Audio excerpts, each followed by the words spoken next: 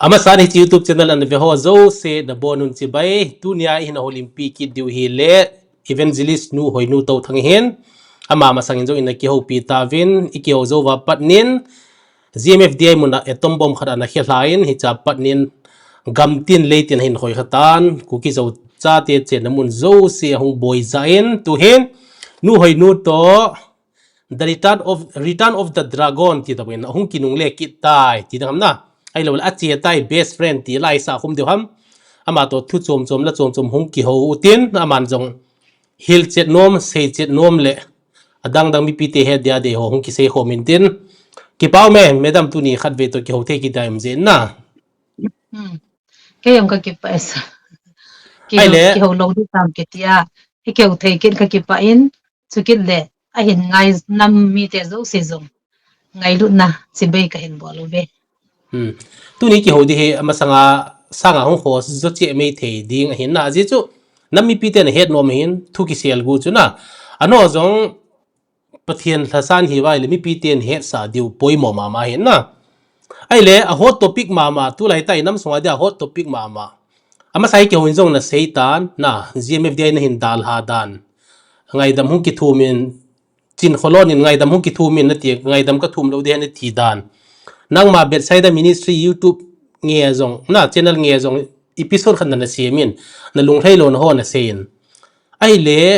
to zola ki sei to banga ke to ikimuto le ke ya na hizi mi to na kimuto le mi ya na hizi ti to banga khu ke to ki ho zo pan pana na ai chu ken zo kana seizin ke to ki ho hi nang ni ta henge ki ho te na mo ti hi pon na pathian hin dong e ta su taw na na man hin pathian na do a ale iki ho the dinga din munai hungum ta chu ke dinga zong obvious na mi hi mi do la jula na okay pa kai pathian in pha sai tan te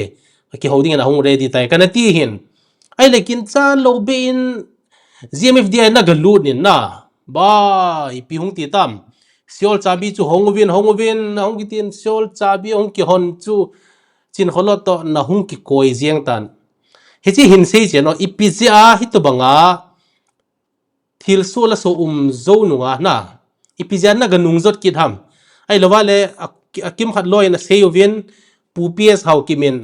kam dam on yama hungo ki ho ki te ti he ti dan zo khat hin te ti khat min he chi hin sei chen te mo le ki pa me na gya lo chu a gya lang lang a chu di mong hin na ki long so ta zi a chu a pha dung zu ya chu ken ka sei chen lo za chu na de ya na gya lo hitan koi ma oi mong po in he chu nga ka ga le chi na hi ke ho zeme ya ka ki khop lo nau hi nangin na sei zi le ke hi fraction bol azam do ta pa na sei zi chu che chu hi po in na ka video viral sia hi kana ki boyu na cha cha mo hin chi na bol thu hin ngai dam na thum diu hi ti ja chu ke hon iti ka bol thu lo ngai dam ka thum dam ka ti ja chu kana chi lo chi ja chu ka chi lo ja lung hanga kan le ni a bon cha wa hi pon khat le ni a ko na message sung ja chu nang ho tilai mu na ki khop ta lo de ti pha na chu ka ki khop lo nau hi a thum tha diom hi tan chu ke hon ka da la hi pon chilai mon ko ei ti a kin first priority ka pi hin ka ngai lut pen cha chu ken iti zong la ka da la lo ding a hin cha chu ka ki ka wa ki het thim lo na khanom za chu ka na chi thei lo la thum wal ka na chi thei ta lo hin ai le thu phun hi ni ve hungum tan ka chi lo ka ve ama sa chung thu phun na hin taw na ka mangu vin pakai ka chi ding ham ka chi lo di ham ti hen pathin ka do vin chun pathinin pha sa lai pitam ke ho thu to chane hi la kalung thim ko noi ki hong pon thanum na ka nei po vin chi ji achu ka chi ta po vin online na ka zaw vin chi zo wa hi tu chunga hi thu phun hongum ki nei thu phun hongum ma hi ke ho zong ni tha hin taw na hoi tan ka mang vin pakai tu chung thu phun na nam mi te na hong vin ting a ki tan ka chi diu ham ka chi lo diu ham nei het sa vin ti hin pathin ko ma ka taw vin la kalung ko no ki hong tan chi num na ka hin nei taw ta chu ki hong chi dinga ka hong ki go no hi chi dinga chun ka ki gong taw vin jing ka wang chu ups chun thu ga no vin hoi nu boy hungin tau khom ki tau te chi zo an sayit na chi ama sei ja chu ka chi wa hi poin aman ngai lut ta hen ko hi ama sei ja ka chi pon jana pa na chu ke ho ka kin kial ha wa tau na ka manuwa pathinin chi ding a phai sau he ilung ko no ki hong chi diu he ta he ka ki go no he ke ho hi thu pun ngai dinga azinga he athu pun ngai dinga ka chiu la ka vai ge ji wa chu apam lang lam len lang sa ya ko na lam len naw medium se naw ji chu lam len na yong chu amalang ki changzo talo anung lang pe a ho ka to hi anung lang pe a ka to le cha chun thu pun cha hung hungin ka ngai yu ka ngai lai ta win pathinin koi man ka chi la mo jong he pon pathinin ke ho chu in ko ta win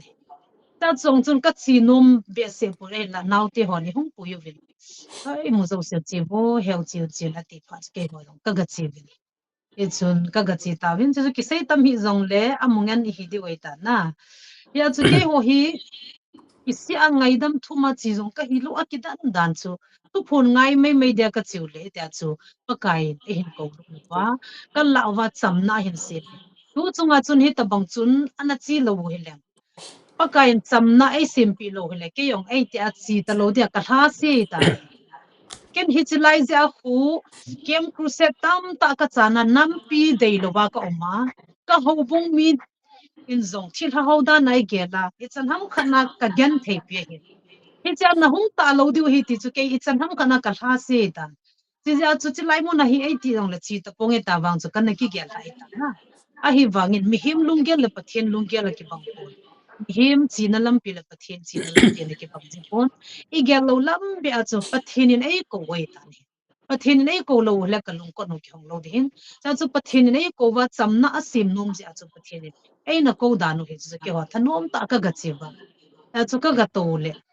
cha sung langa in ko loi ta ni pakai pathinin chamna a bol phan chun pakai ama ta ko ma ke yong kalung han chu sei hil sei wal bol hil zong kan ne hin pakai thimoi chanin a keng bula ngai da mi thum sa in pakai ko ma ngai dam ka thum chu ke yong kalung na chimin ka ki pa in na ke chun ngai dam ka thum aman chamna bol phan chun ke ho zong ka ki cham ta win masang sang sanga ki ngai lu zo che na chu pathin nei pe win he chini ho chun revival a thongin pathin lo pin tam ta ka mu ne he chu kan sei no me ke avong in aban banin ki dong tin na avong false a chi lo aham ai lo le ngai dam thum mong manga chi ham ti chu na a sei ja su kan sei chi mi zo se ni het sau hin i gamle dam so adinga pups hau ki men message hin thot dia hi le boy hungin tau khom tau te ti jong le boy ti jong le anunga hi achang te ding hin na ati chu nang chu hin ki lo ding hai Pidia ba pu chang di ham hello PS ho chang nai sai lo chu anung ama ngai hi lut bo ama hu ngai kam lut na dim he bo chu ai chu ka ti ngai lut na na hon na gya lu ta ki bang lo di bo chu ma he anang ho ding a he pa ka ti na kat ti na chu ps in GMFDA dem ho dong ani ti le ke ong ki pat me the he ti na hong ki pan ta ba le vet lo mun di hin na na val be se ji wa sei thu ya na val be se ji wa mi him chu lung hang thei chu la ja chu na val be se ji wa sei thu za ma chu ngai lut na dim ni bo nam mi te ngai lut na dim bo chu ngai lu na dim panan ko chu ga che hi le chu ngai lu na chu kiem di hin na aman ni ko ja ka chi poi ai le me da mi pathin tin hin nei ko dong nge ama hin ko zia na chi poi na nang gel dan kan do di hin na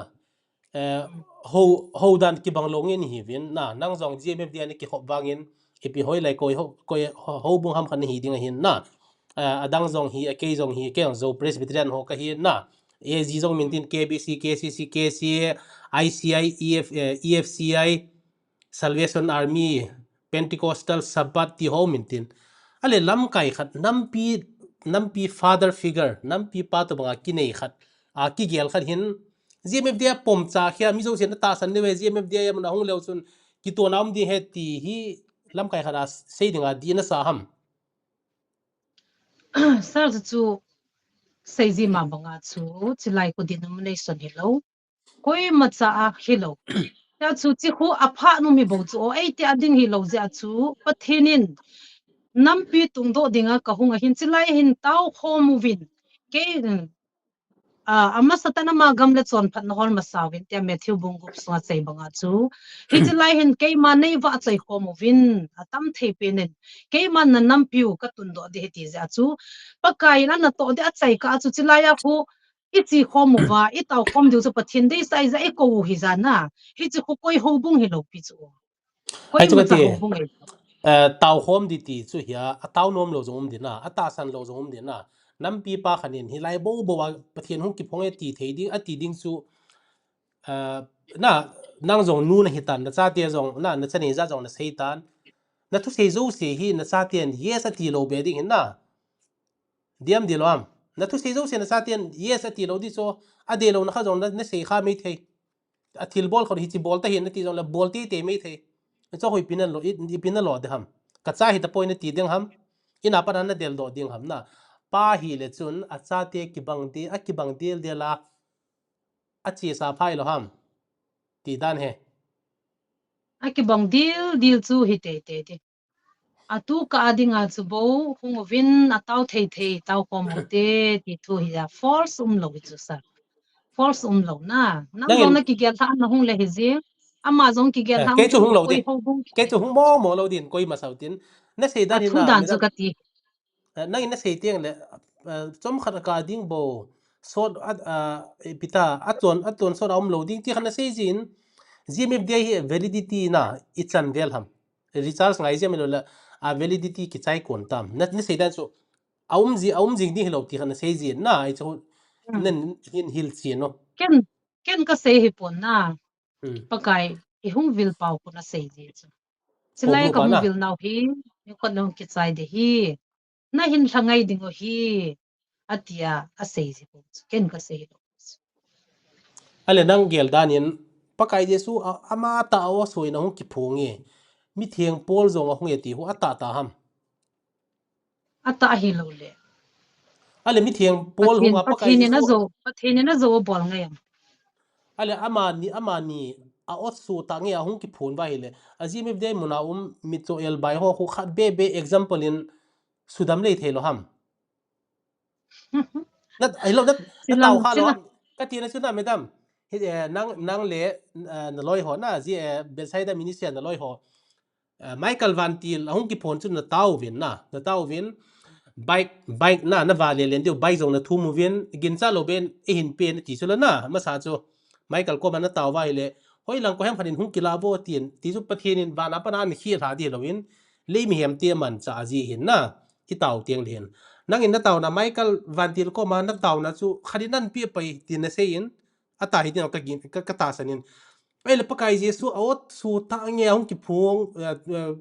mi thieng pol zo hung hi le pakai na gang te ki se to bangin gang te khat pathian ko ma tawin pakai ke zong gang te zong lak pati krol pati hi the hi ti ve san din ke ma e siam ma san ti ta mai na gmfdi mun hi ki holoi to bangin kata san the na diwa mi khat be mi choel bai khat adam tai aki sudam tai hung vevin ti thei ding a chu aw song ki phone lai ta nang man bike ho na taw na thum ba chu thum thei lo ham ka thum chu ke hokin hi ra ka thum pi diu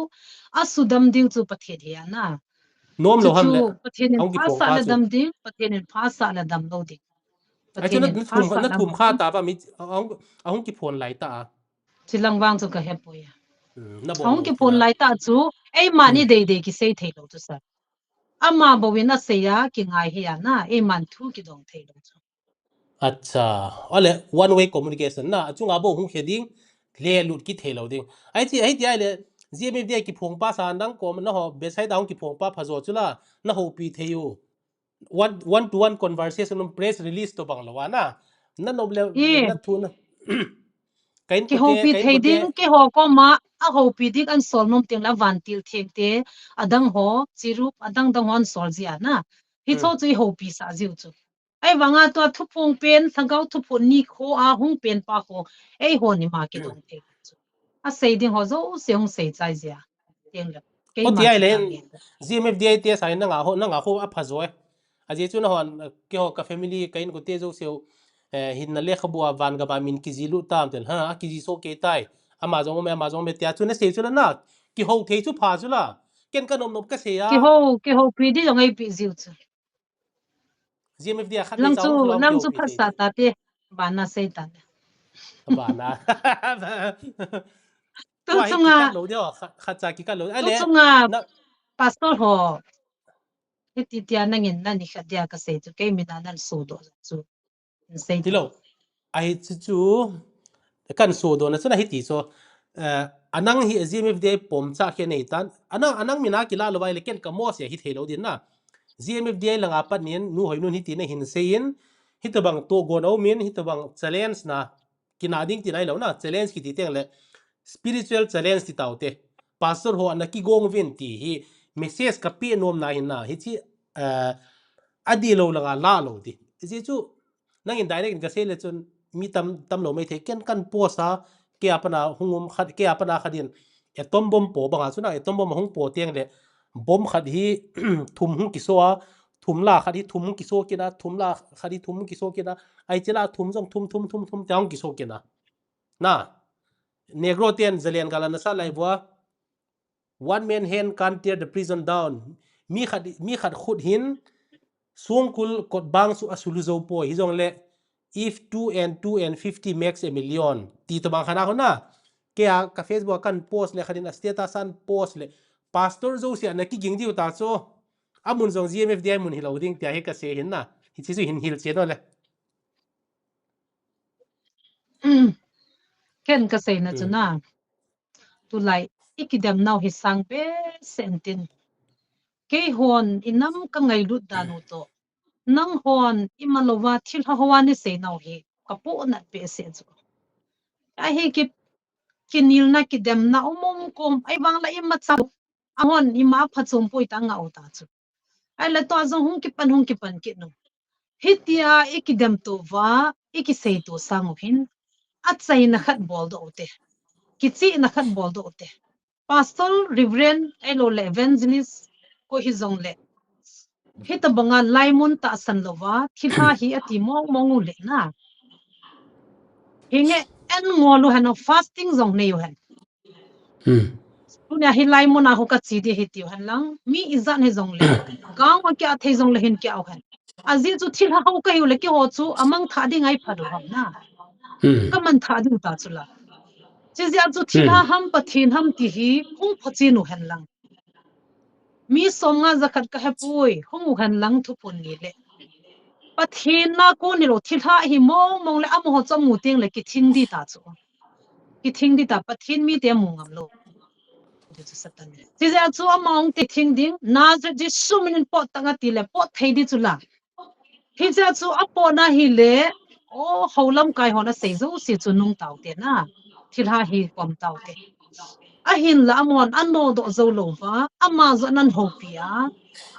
oh hi chi pathin mong a hi ti he loi nam pumpi in hoi ten ta sanutin ipidinga na hung ham paka ipiti ham ti hin so dong chin han lang pathina ding in pathin mong hi loi tan nam pumpin ki khatle ama hung dan le ki hor ngai lu ta na ma da mil hilunga ka taw danu le alanga hon idam danu le khil zo sim dan hi vela po na lom be se zia chu kan sei do hinมิดฮีลงอ่ะก็เต่าเลยนะทีละนั่งมิดฮีลงเลยชุกตาสันดีนู่จินขลอดมิดฮีลงบางโซออสการ์เอวาดบางเจนนั้นนมนบานู่ก็ลอดจงจูติประเทศนี้ในเปียวบ่จู evangelist จงหินะส่วนเนี่ยวินจงอันเสีย evangelist นู่หินเกยกะหินจุเลอดังอิจานหมจูเกยนี่ evangelist หิงก็กิสาหอนป่วยก็นัดโตหนาจูเกมครูเซตก็บอลหนาทะกาวมังดิงก็บุยปีหันจะจูมีหอน evangelist เสียจูเกยวังจูประเทศซาลินไบเบิลจง BTS กระจายิน evangelist ก็หินจูหอบงอินจงในเฮ็ดปินกำสุงอินจงในเฮ็ดปินama wang chu khai pon a hin la hobung la gam sungin thupi ta all day ni bola hagau khat chang ka hu do lo sanga chu kamin chu title degree ka de lo pi chu nu hoinu ni ti ham nu hoinu christian ni ti ham na ni sai ta evangelist song ka de di lo pi chu mi te ni sa ji wa chu hung thu hiya na tong la christian ki ti hi pakai jisu le ya lian la ya lian la ya sei to na ki vok chu le hau bunga ala lu ho to na ki vok mu chu Jesu Christa am lo nunga ama ho chu Jesu Christa bang banga ta ji wa chu mi hon Christian nung zui Christian na hi ve tia asa o hiya am ho Christian ki sa o lo pi chu hu pi zo he lo ham na ke ni dong evangelist ka ki sa an lo pi ai wa mi hon ai sa o hi chula kana to hon zar jai sa o chu na chu mi tam tan Bible la sima to di het lo zia hau bung ho ko ma Bible ka simtai ta evangelist be ni goivin atia evangelist all den bolbal hagaw mang hu do lo ipya phachu mam ta chong chu da do chula ke nya chu man lu zoi bo chu acha ta chu ki chip nan ni sa nang dinga zo danger zoi ka ti bo chu ke cho ki ta chu tin ke ko cho lo evangelist ke yang chu pi ni sa te ke ya chu na so event ati tele event ti cho ki to del ho so event ki na a number which is divisible by 2 is even number odd number ti 2 in a divide hello akop ko bam thelo ku odd ki tin event hi talawa odd zelis kan ti na ki chelang so ha se sau da tin ke hi sagau sa nang na te sei to ki lo da ka ti ni chu nang na so sei ki nang lo so ta poi di ki ho the chu le na so ka sei lo ding zia chu hi lai na min na event hoi nu ki tu ta ken kan gp chu la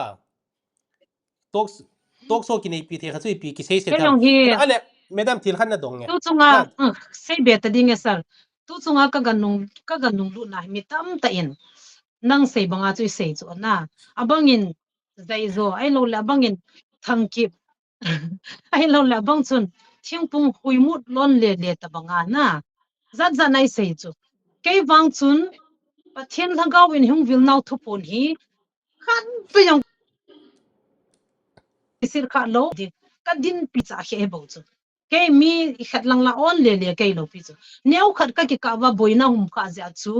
hi chan ke chu ka i khat thu hi za na ta chu pathian in ei su hom ki no pathian thagau thing nei hin sol pe in thagau zau lovin ding zo puang ka ti kanung kama a dep na hui pi hi nang lovin pakai pal zo puang ka ti ham ai lo le ken na nga hina chapa wa mang pa chanu wa mang pa chanu wa mang pa hum kinung le tai kana ti zo e hina chinya jong chu ale chi ta banga chu pakai nei sei chu ei lim ale madam hitin thil khat na dong nge na lung lai gil ta nan se na mi piten het no mama hin ama sai ki ho na chu iki ho na na nang to iki ho chu ke adinga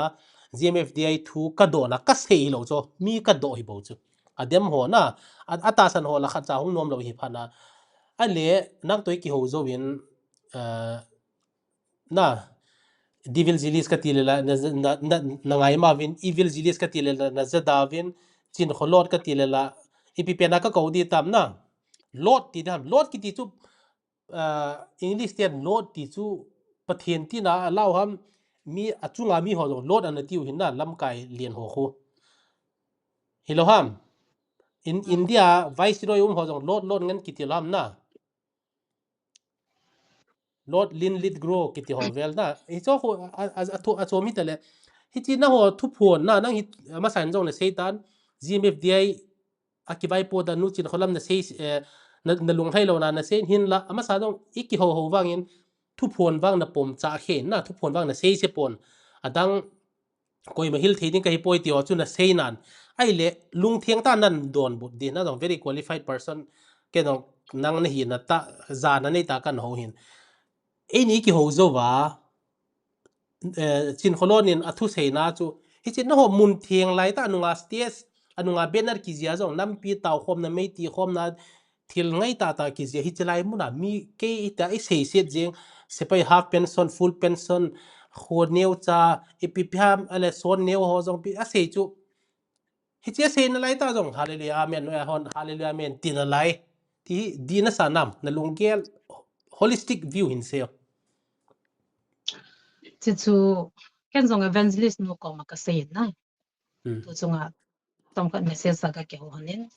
lam nang hi sei sit na ding i ma chanom po ya hin la kineu sa ten pathen thu bo sei la chun mi te za bol na chan che ding hi tu kal lu se ta in pur pina mi min phata hi ti chu kana sei na กิลมลละ ตัวอันนังหอนในบอลดานุเฮค่อยตันเกลแล้วจนจะปังขัดซูกิพินจูไอ้มันกิสุเองจิงกิพินจิงอะหงลุงหันเตียงเละโอ้บอยก็ได้นะเฮบ่จูตีสังอ่ะโวเบดิงนะเฮจิคอนดิชันจูนะเฮบ่จูนะหอนจินคุลามาดูดาแกหอนนี่พินดิวจูไอ้ละคันหอนละ YouTube ซิมนะดิมโลไอ้ไลมุนอากุนดินเตียงเละเฮจิติตามินนันเผาเละนะลุงหันเสียจิวนะอามาซอมีเฮมินอะไรจ้ะจูมีเฮมินอะไรจ้ะจูลุงหังเทจุละมีเฮไม่ฮิจุกะเฮนะแม่ดำมีเฮไม่ฮิจุกะเฮนะเก่นตัวไอ้เกี่ยวจุกี้มีขนมดอกเดียมจงลังขนมว่าบุกน้ำมูฉะนั้นนะไบเบิลจาวโลปีอะมีก็เสียเสียเดียงละไบเบิลก็กวยดอกพอดดีสก็รู้มาก็เสียเสียดีเขาเห็นนะบุลปิดน้หัวดีบางส่วนปากายเยซูตังเงจงกิพนะนะติลโกพอลก็ที่เป็นมีเทียงพอลตังเงจงกิพเฮจะไล่มันจะมีเสียนะมีมินลานะนั่นนี่พี่เฮจะฮีหากเอาแต่ต้มนะให้เราเดียงห้ามน้ำนัดดินน้ำมันจะเราห้ามแต่ก็เสียทุเห็นนะดีโลจูสลัดดีตาจูอดีตาจูดีโลจูไอ้จีก็เสียบังอาจูมีเฮมลงเกลหงสังจีเสียจูกิติมโซโลเสียจูกิเสียก็จีจะจงแล้วนอนจงนี่เฮทีมเป็นหลังนะเฮจีจีอาเฮทีมทีโลเฮกิเฮทีมทีมองโลสไลกาจูกิเฮทีมโตโลเล่ที่จูประจำนมดิฮะมั้งเฮ้ยมาจงลุงหังจักรเวโตเสียละไงดำเดติเทโลจูไปดิจูจีไม่ได้จุนนังอาพอดิวคุติละไว้เลยเวต้าไบเบิลจากขัดกันสิมเดฮะน้หัวตัวกิตัวเดียมบางแกปนนะน้อเห็นนี่เตียนมีไบเบิลในฮิลไบเบิลฮิลวินทิลจมในฮิลจีวินนังฮีไบเบิลดีกรีจงนี่หินถ้าเกากาวังจูไงลูดกิปาจำทัวฮัดมีเฮปีพัดตาสันตะฮีลุงเนงอามาจังกิติมฮิเจงฮิตบังโฮจุงอวังดานทูปอยกาลตียบุงาจังสมนี่ละงาไอเลยฮิโทนะจุยฮัม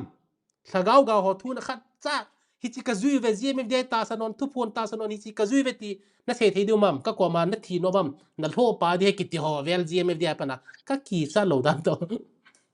อินเซลขัดซานะจุยมัมเสียปนะถ้าเกาว่าฮิบเวซาไงลูดอินน้ำมาดิงานนิสิอากิตาวิจูแค่จงฮิบคนบาราทาวิสุนพิองไอ้บางจุนิสิอากิไงลูดดันจูฮิตยาโคเอาตัวบาราสมกิเสียงาไลมุนาคนน้ำปีอาดิงากิตาวิจู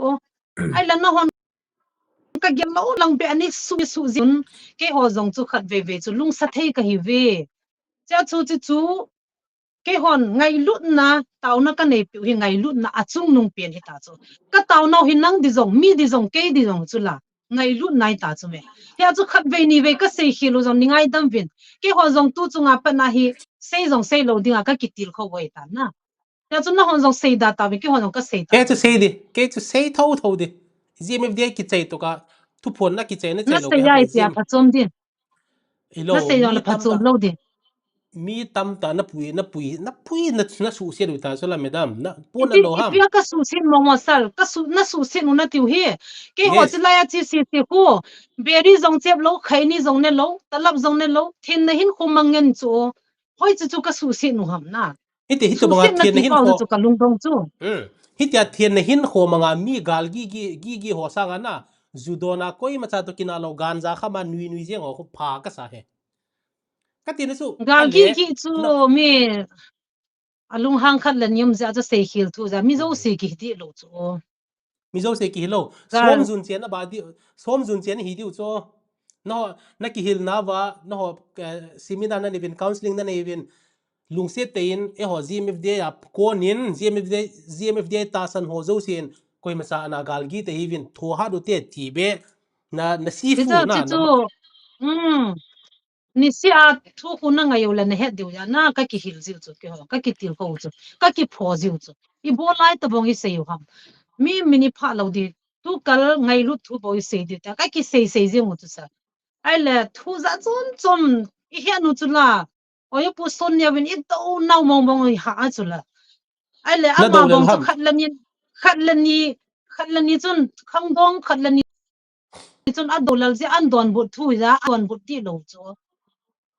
adon bude จุ na เกหัว na สิเซ commander นิ in ทิม chief มอ nu สั ma บ mai เล no จูบุยสุ na command na sin nu ma mai no don bu chula stage sunga itu bang ami so ne su ke man ka va he ti ni kha dile mwan zo zong ka va hen ti so ai lo la ไอ้ ka จะจูหงพัดเจนูวินนะหงพัดเจนงำโลว่าละสมุนนะไม่ยานะเดมวยบุเวตกัดที่จู kan nei di to apana income zat ki bel abam gmf de income hol na kan nei di ale นั่งจุกติปุนนะไอ้จะเลยก็ไอ้พาสตอร์หัวนั่นสอนว่าน้องพัดเจนว่าอีกิจิดอลว่าเลยอะเปียงหัวคนสมอนะอันนี้หินเตกัดที่ตาจู ale madam pastor ho ke ma man pastor tam ta kan sponsor di he aung dinga a hin la amun chu chin kholo te in hi lo di a thu phong ding pa zong a thibu pa zong medical check a bp hoi bp check bol ma san dina cho bol di amun hi peace ground hi saute thing noi ki kum lo di pu ps le pu german zong anaki to thimbe be de hu chini teng le hen gmf de la ga zong a to lo diu pastor la ga zong a to lo diu ama ni chu ki kang se diu gmfda group khat thu phom group adang khat pathian mi group iti ai bol diu iti is I bol di bala is hai diu ke ma man sumkan po do di chu izat lu dham kan ei kham na kan ei ka ti poi pastor a seding se delhi apana hung di zole ticket ka ka pya gamla ta ta ho hung hi zong de anai a zong pastor dim sen hi na gamla ta chu ngai lo pi su adia pu reverend solal to thang cho ani eding chan ge hotel lung ding chan ge ka sponsor di na ngo ko maung di na sponsor thai na pa chu la sa I khan chu o chi na na sei chu pa chu ai wa nga chu la ya hung ki pong ke ma song pi len ta ba la ya ding ka hi ti ja ama thu aman atun sa tun al than chal than hin ama thu koi ma na nil thei lo hi ja chu pathin in phas ta lawang chun na sei chu ko lo pi chu me hi chu la nga jong pis lawang bol thei chu thing noi mi jong da thei chu ai wanga chu pathin in phas ta lowa amun theng dinga al than na chu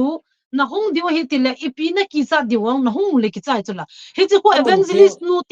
evangelist nu ada na na gyal jiu chu hi thei lo chu mun thiang na ti te ko le hin na pathen hi mun le se chunga mun zo se pathen o me ti chu hung di ta lo chu mun thiang pi ha ai chinai mun se chu hi zo na he thim lo chu mun zo se pathen um chu me ai wa tu ka ading pakain phat som khana ding ati bo ve ti ve rizat ka sei ti utam na mun zo se pathinum chu to zong delhi lang foreign langa zong town le iti chu koi chu mi zo si la ya hung thei ding kang po pilang more lang hoi lang mo a lai sunga a hung thei ke nga hung thei chu ichi khom vai taw di hi ti thu bo chu mi zo si hung te di ti na lo pi su lam ka pa na chu ko mi hung ha hung am lo de je chu amelu ki mel chi di na lam ka hi danger thoin thang mun da nga ho khoi le kinung le de hin tin chalo hi chilang hi aji chu ale nang hi ta na nai na se ngam chu gmfdi ranking na hierarchy a chu ai zat na nom ham aji chu na thu se hi cncp na la de nam na in decision na la the dem spokesperson dana thu na mo se the ding ha mai lo la ama approval ngai ma sa dem to ai ni ki ho na chu su bu hi di le na ke chu ka bol di chu ke chu pastor ka ki ho pia ken kan ka sponsor ala hung nom jeng diu chu ale na ho hin da ki re di diu nam na hoi nu thu se chu kina ponte chin kholodin bon sei lo wa tia chu a ki sei dem ka ti nom na he ke ho chu approval thailo pathin amma tan theocracy ti banga chu pathin amma ta ni puyu hin tin anop lo la chun hi thailo anop ma la chun hi theidi koi ma thu lo na pu ps thu dong lo evangelist nu thu dong lo pathin amma ta na thu ai puyu lo chu theocratic state nan sei le tibet ka hin gel doin tibet jong hi theocracy a bang na chun ki lu po thu ba po te sa dalai lama an vai puwa thil zo se theo pathian a tiwa ale china ten pele ten hin etek wale theocratic state chu ki chai ta tua hi lo ta na hi ti to banga hi no ho zo theocratic state chu just religious india secularism freedom of religion chu boy na di lo unless it affects public order morality and health kiti condition hadum na lai cho right to freedom of religion a jong na ale madam aban hung chal le na GMFDI ya chinia nagalu na stage langa hin kova na hungin tia hung ki kova ale na koma nang nahung lu ta cho he che thibu pa koma na lu chana hi na si funu hin ti ta camera record an bol choi ta kamuna Samsung S Ultra S hoi le kilom cho very lakwal man cho ai le ngai ta hi chi ka tha chanu jong hungin ti la hunga 1 2 3 bhu sang kap jeng na S and F lima bala acting ma bang jeng in ale hi cha hin su siol ko chu hon pitan tin siol hi pi ha siol chu alang pe ki hen than kot lei khul noi ti ta bang na che he pathen thilgun thu nang chu hi chi noi anom ha che hilo ase chula hon pathen pitan chulang chu sei ta ta te hilo se lo thelo cho nang hon pitan na ti chu na aje chu chin kholodin a chabi a kem an hin na thu phona wan se in aman chabi a kep chu nu hoinu hong tan siol ko chabi chu hon pitan te vel thum vel ye se ham ha hin na he chu EPS he nom na ham thu hilo thu phon hi amun ta hung hi jong le galap ko na ki za chu nang ko ma nang na hil che di hu ki nom cho ki ngai nom cho ale nang hi siol khopia na gauma na siol ki te le South Korea khopi kho hi lo na siol khopia muthim khwana gauma nong lu dana ki sei ham chabi ni ki hon pi chu ki chu na hin sei sa che no sei che ni i khat he chu tu chung kang ki boi naw video viral a khat vyang i sei ta chu la na ke ho ko ma hung din chun GMF dai langa ka ga chi in alo na tu wa lung han naw mei bonga kong chu ka ga su dai pe atia hichinia chu amho hi siola kot ka kildan tai atia amho alung ti sei dam ai la ka ga hu do thailo ham ta la na chi lo diu he ti suna na chi lo diu hi atia ai le chiwan til chun ke ho ko ma sei ki na ai le ke ho zong si da ding lung kot ke hong lo ta hi ka ki ka wa cham na sim diang lo na hi ta hi ka lai ta wa chu pathinin i ko lu no wa ama ta in cham na sim hin tin hi chilang chu la sim pan o itigil tam na lung thim iti santam ati banga chu pathin lung thim gil chu e hon i khol do chen zo po ven na i pizia se ham ti chu chu hitinia chu ka kilbe e ka kil tawe ati zia chu chuni khwa chu hon pi ta na tia cha bi pi ana ai chu na cha bi banga tia I khat chu sen madam ichi na nang in na se le achom je bin CK na se le achom je bin CK ka ti chu na CK ai ti cha man tam ta ka ki cho he CK to hung ki to hel na ji Kelvin hi jong le chin kholot ti na mel chin dinga ta sa hian thagau hian dukan hi jong le man tam ta ka cho he ka ti na chu na madam ichi siol khopi ki ti poi siol khwa chu na aum chu koi ham nang ho ham chin kholot te ham kot sabi ki on pi chu koi pen ham ke ho chu I hian wa se chu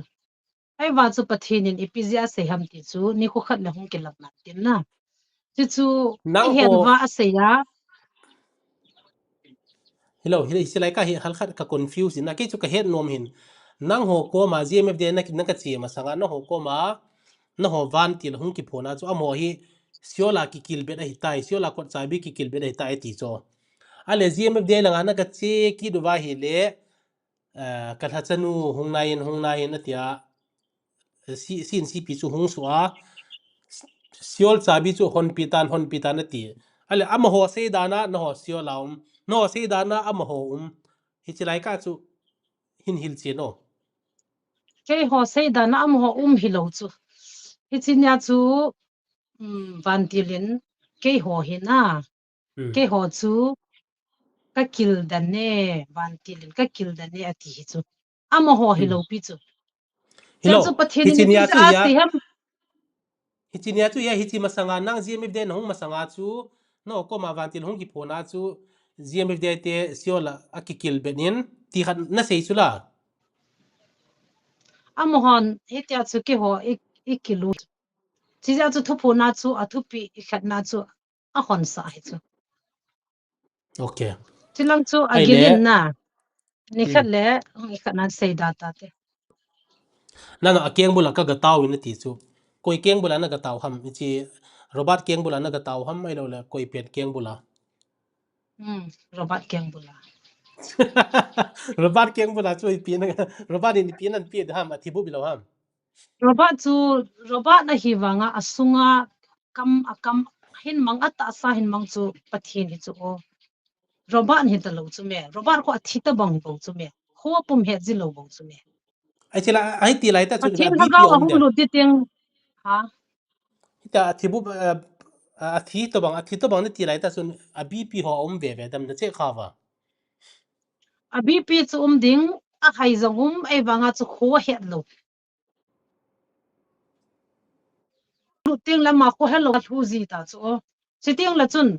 pa kai na kaman man cha me zia an zon diu chu achaไอ้เจลังส่วนนั่นละนะไอ้ที่ตัวมิติโคไอ้เราเลยถ้าเขากิพูที่เขาเวลีแต่อินสีเตียงเด่นกินเนียนละที่มองเห็นนะนั่งอินนั่นเวทขาดทำบางแก่ปนfather doctorจงฮี research ตั้มตาวนะบอล doctor reverend father Paulเลเลนนะตุไลตะลำกาขบีอาจงเป็นอามาตรงกันกี่หัววินอามาจงฮิโซฮิ localized revelation นั่นสิมขาไม่เห็นนะ Bible degree อาจงแต่มุนชมมา localized revelationไอ้เลยบางครั้งกี่ก็มันทดเตียงเลยเห็น message ทดเตียงเลยเห็นประเทศจีนฮีเลเซนมีเหมเตียจีนนั้นพาดิฮิปัวอตินนอนักกิจสาบางว่าประเทศทุนเฮดโลขัดจานเฮดโลเดียวเห็นทีวินประเทศทุเฮดนั่นดิ่งอาจงนะแม่ดามประเทศทุเฮดนั่นดิ่งอาจงเลเซจีนไงโจเลเซจีนนั่นนี่เราว่าเลยไบเบิลพิธีนั่นสิมดิ่งนะไบเบิลฮีนั่งจงนะไบเบิลจิลาจงเฮดดิ่งไบเบิลฮีพัดจมนะมุนจมกำจมมาก็นะกิจิโฮสุหุกิสุโฮมิจโอนะ that means ไอ้ที่ไอ้เล่ Bible เฮ็ดนั่นดิ่งเห็นประเทศทุเฮ็ดนั่นดิ่งอาจงจีนาลูกจนั่นแหละเห็นเราห้ามหีห้ามอะไรนั่นสิฟูพีนเลขายจัดจะนั่นสิมามุนตินกำตินเสียนั่นนมนั่นกี่เสียวห้ามเดอันที่ลังจะใส่หลายๆตรงสารกิไงดำอีกไงดำเดียวตาสุดแล้วไงดำนั่นดิ่งอ่ะกังไงดำใต้ดวงมาจงตั้มตันนั่นนี่ไม่เห็นน่ะกังไงดำใต้ที่มีกี่โมงไงดำเราเห็นจีป้าตัวกินาจงนั่นสุนอัทูเซโลเบียกิไงดำตัวแต่กิไงดำใต้แต่กิโกยากิไงดำเทโลจ้ะกิไงดำนั่นดิ่งอ่ะอัทูจูเซมินมาสัตเซมินดิโซเซมินดิน่ะมังบ่อยเขาเก็บตะกูกี้ history channel ในป้าดันนี่เลยอุกายฮิกิโมตาโลจ้ะอุกายนั่นตาโลลางกอนอากิตากิกายะอุกายตาโลอะไรมามเทโลอุกายจูตัวมุนโซโล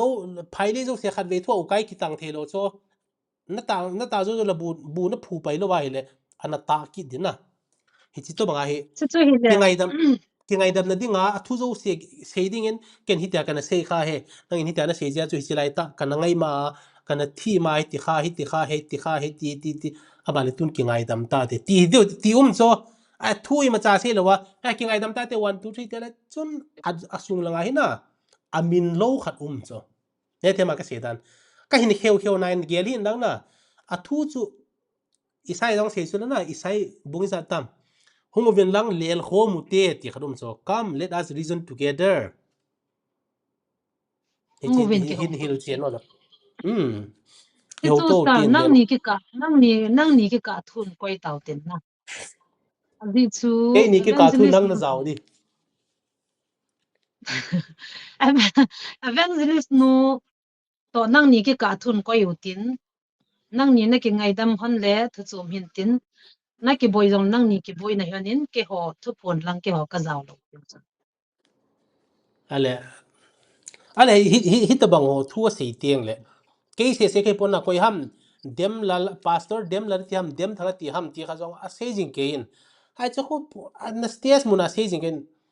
hit bang thu sei ta hin stage sunga na sei no ma na bedroom apa mi sei se na ti diu chei cho be na control thelo le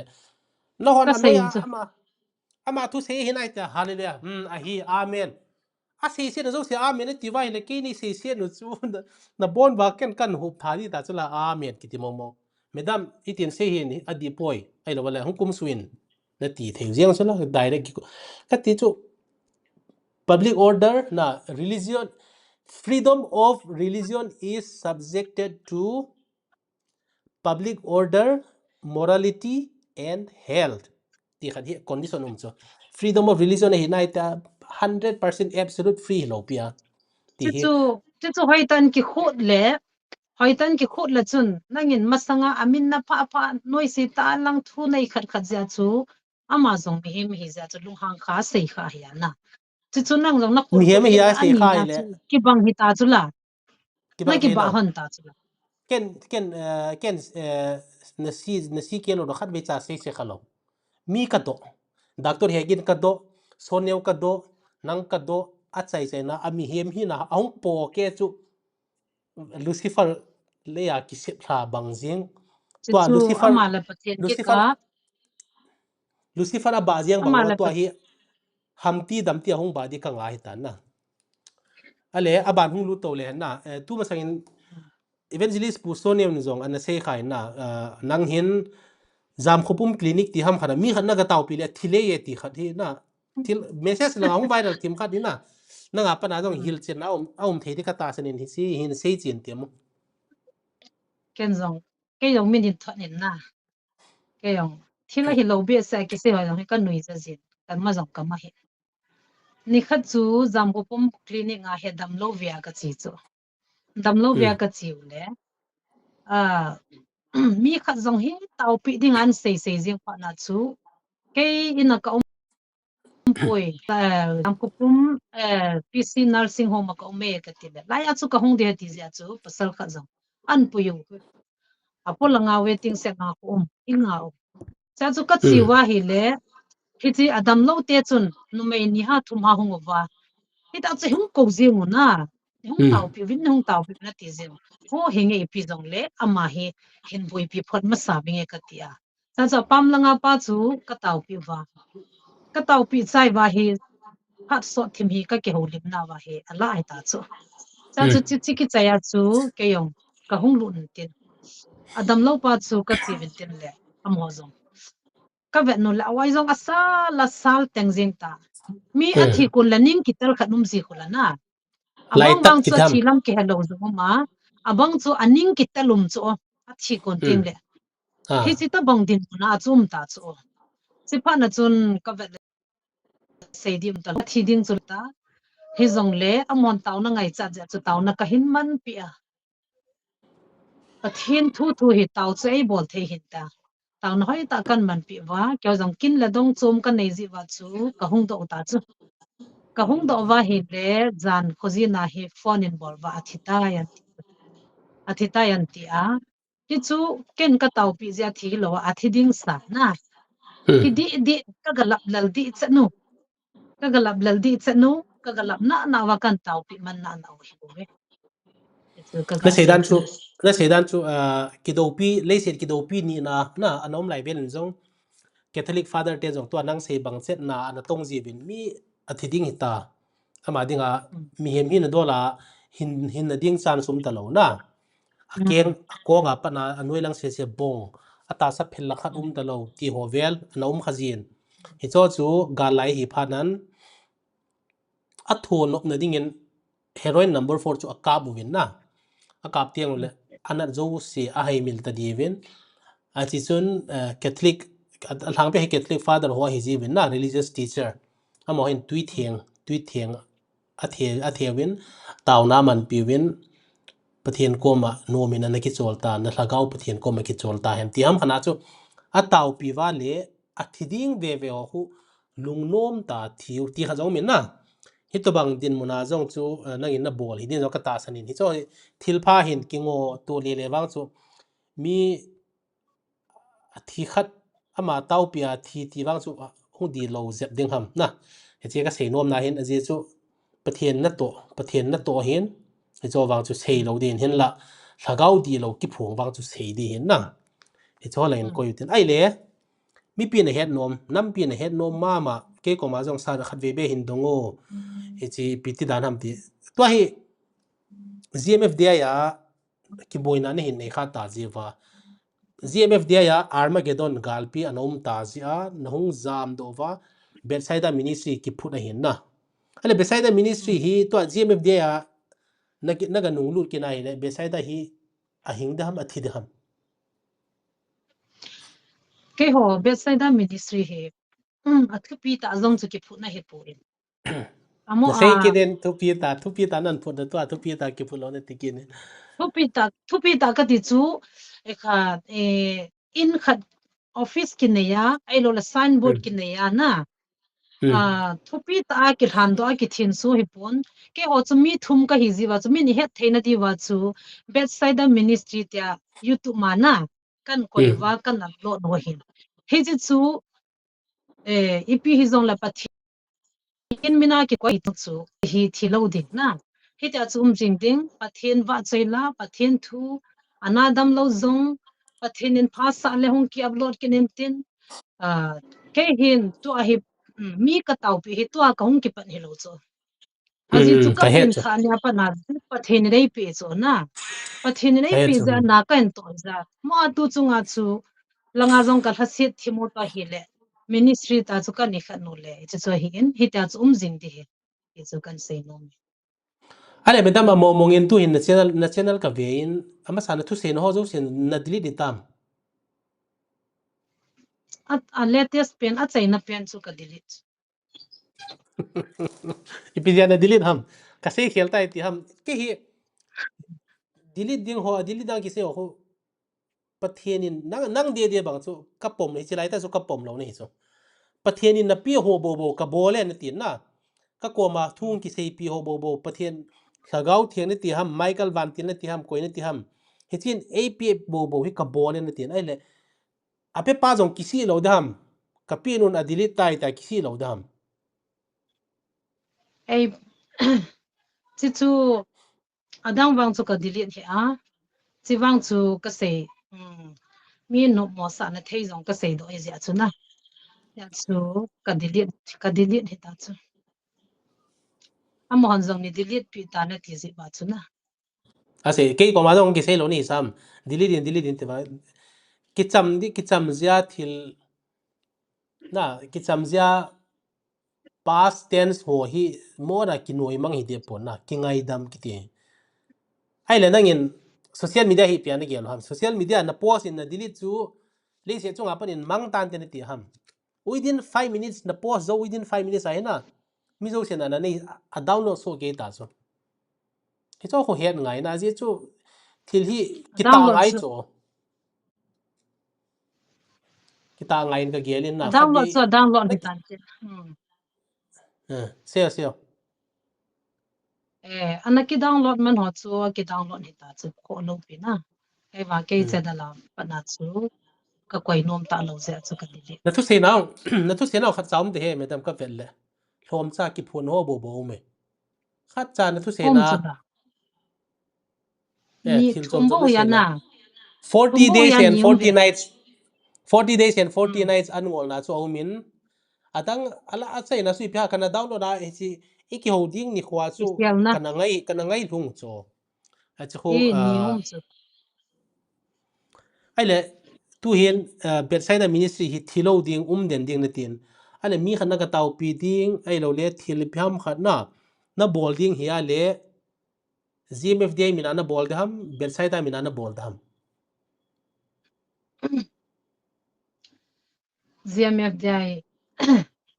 GMFDI min chu hidi pontin na chi pathin na to na chu ai ti a hung ki chi pi hiya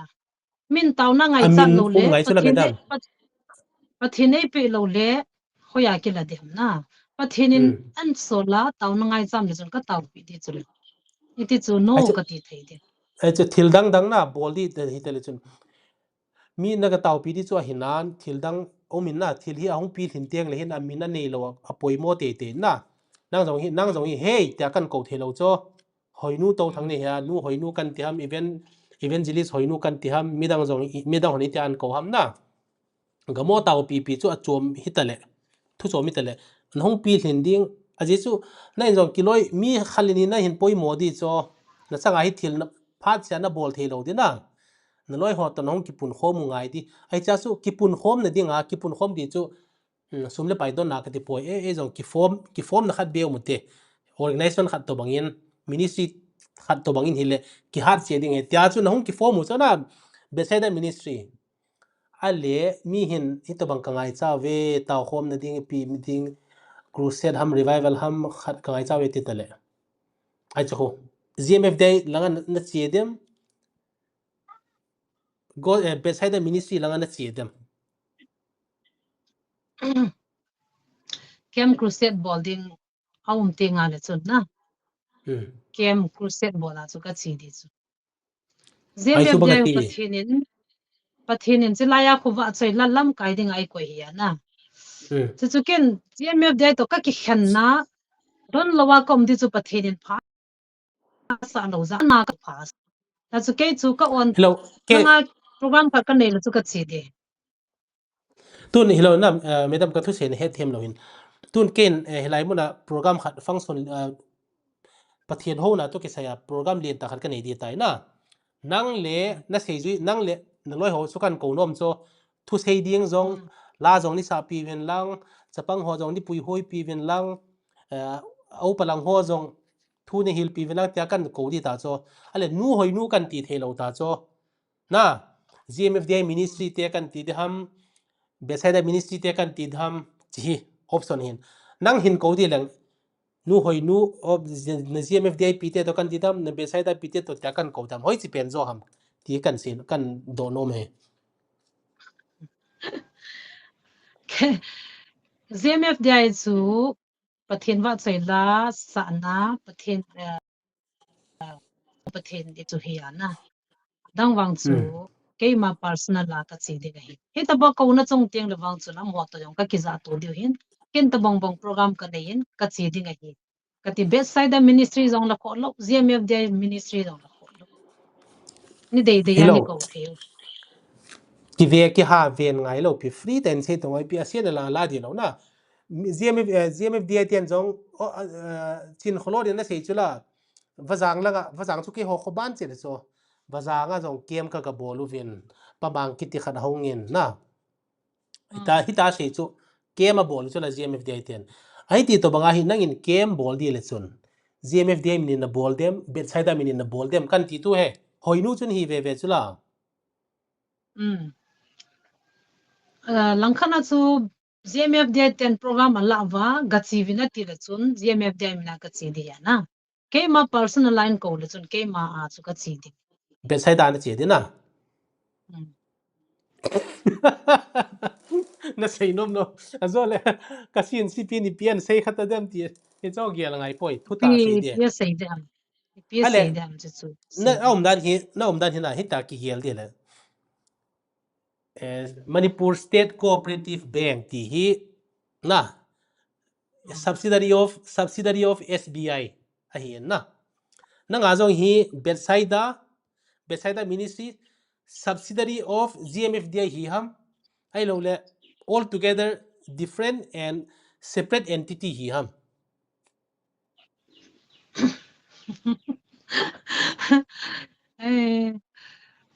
chilang chui pi ang do agil ngai ha ma sa do ngai cho me na hi na ki che ta khat sei to GMFDI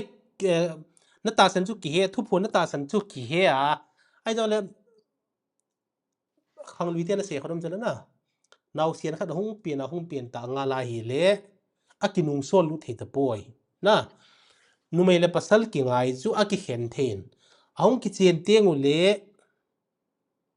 aki hen the ta poi ke ho pau yin le mi hing dai koi man kai the lo na mi hem hi adai ki kai the poi ki ti khanomin nang hi mutated GMF de pa na khabi hung ki hen sa organization ministry khana hin phu doi ta ni chi khu om den di he thilo di he na tin na nanga dinga hoi chilang zo hi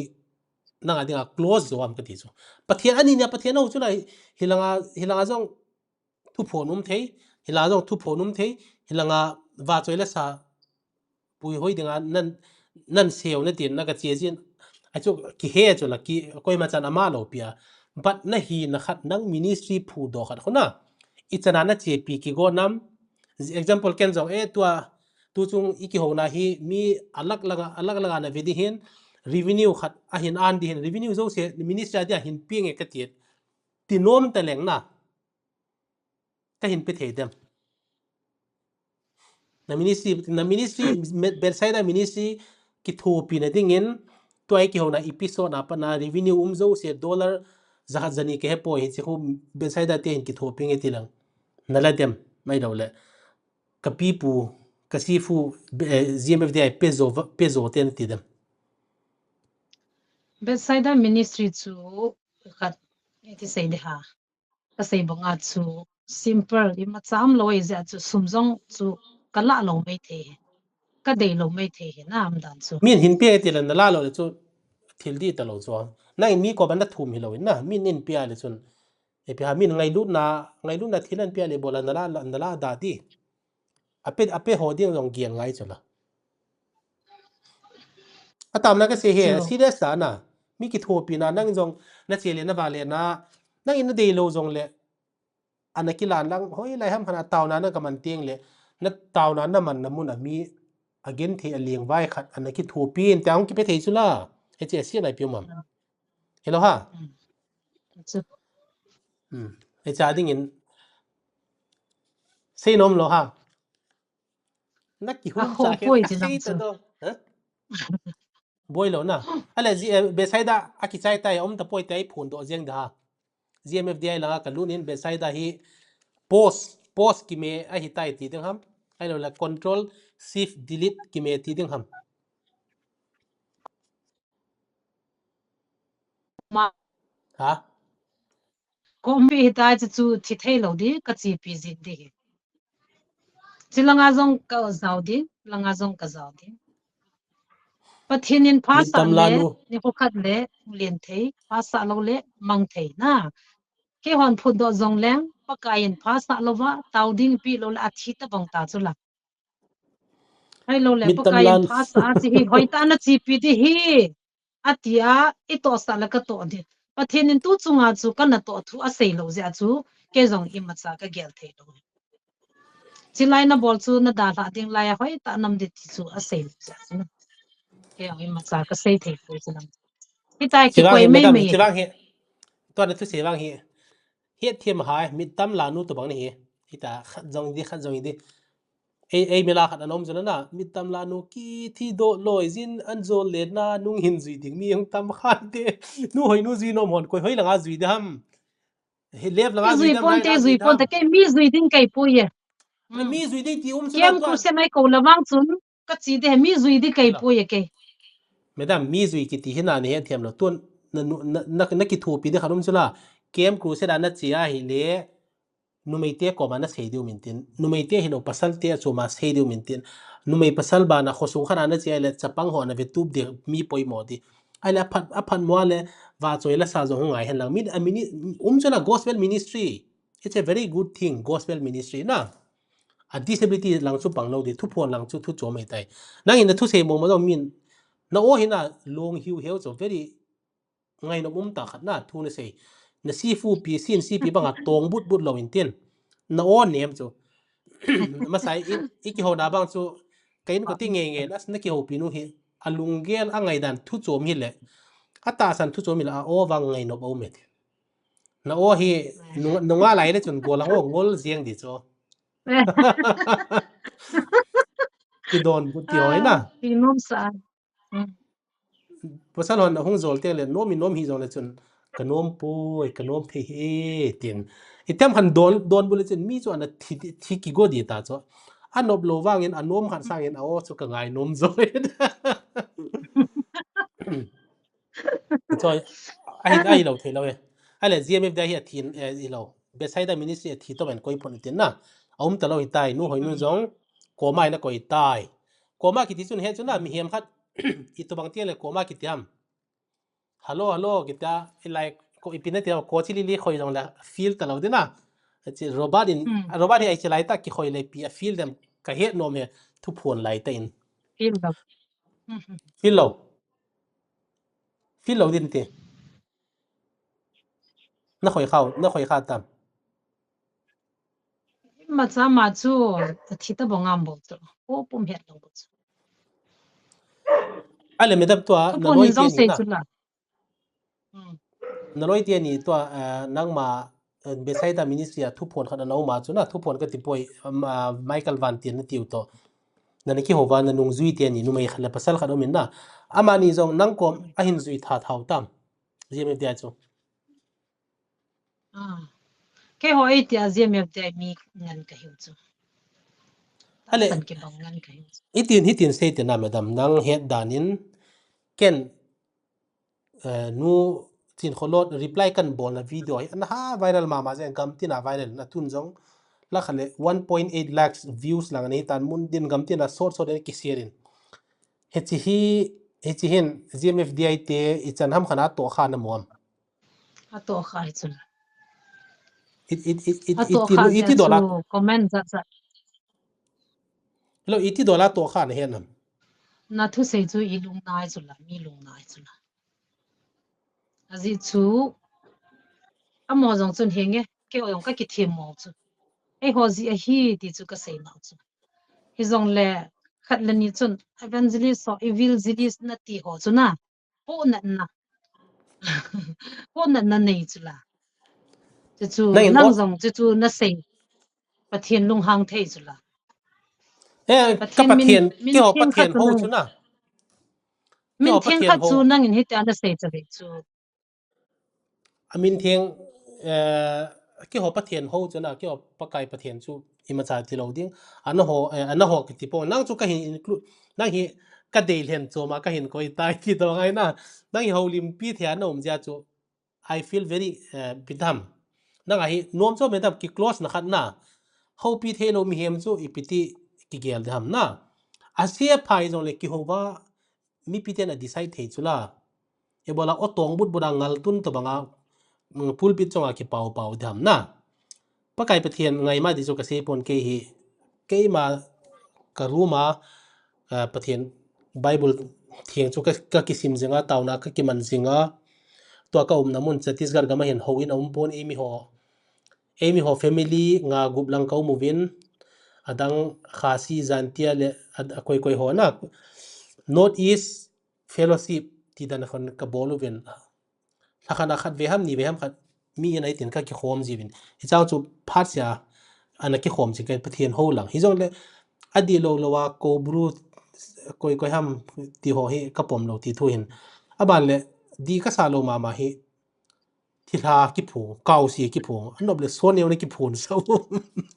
na long han na min na lo so no le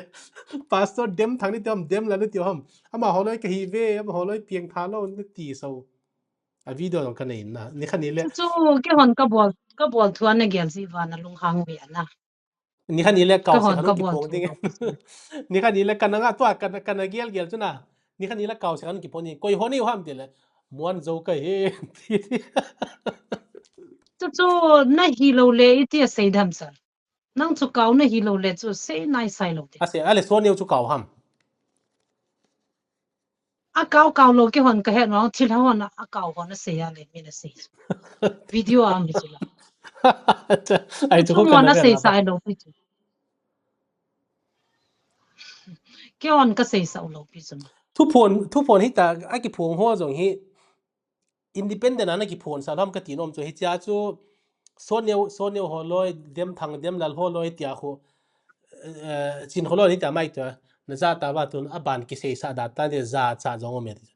abana sei di a ki phong pe na sei di le sei lo di so ma na control ham ka ti jin na ai le adang ha sei di ti jong hi he pi ha nang ko ma nang hi sei thi pen khat jong na hin Bible along ki sunin na tau tieng ule hoi lai mo na tau bin ti ham na no hi thang phongin Pharisai te to bin tau bin ni hi zar ki tau tai sang khale zaguble na ti ham sang khale som guble na ti ham ni se na phong za jing bin ka tau ve ti hi phong za ngai ham gu thim thimai tau khu amining zalo ding ham mi ko ma mi GMFDA sei si khano ma hi le ipin hen ham tu chana nam pia ding an di sang khat wal chol ngalo ki tau hin hen lo ham ipam ti ho vel chu di nam si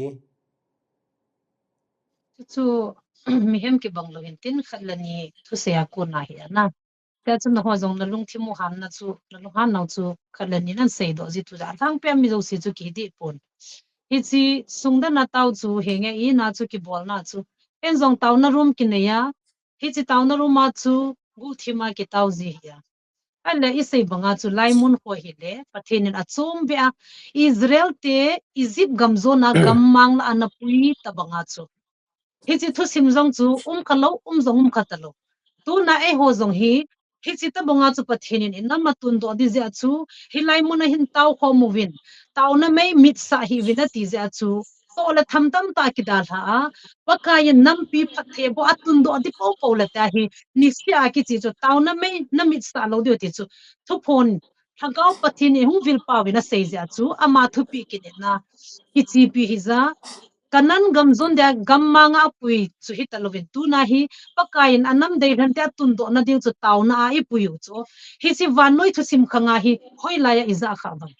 tu a zong inung za kit lo diu chu koi nam ham ni sang khat le to kum thum thing di ta hila koi ma cham khalo chu van noi dei sit thu sima na hi ji chu e hon thil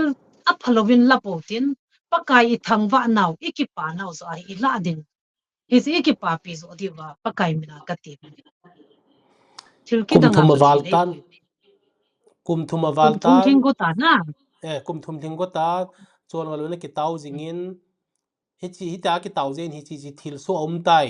a result GMF dia tau na a result tau na ka hi chi tai ti khalenin sei temo tau na ga ngani hila to nom ta im theu he hilai mun kon thu ponum hi an lang ki tau hi le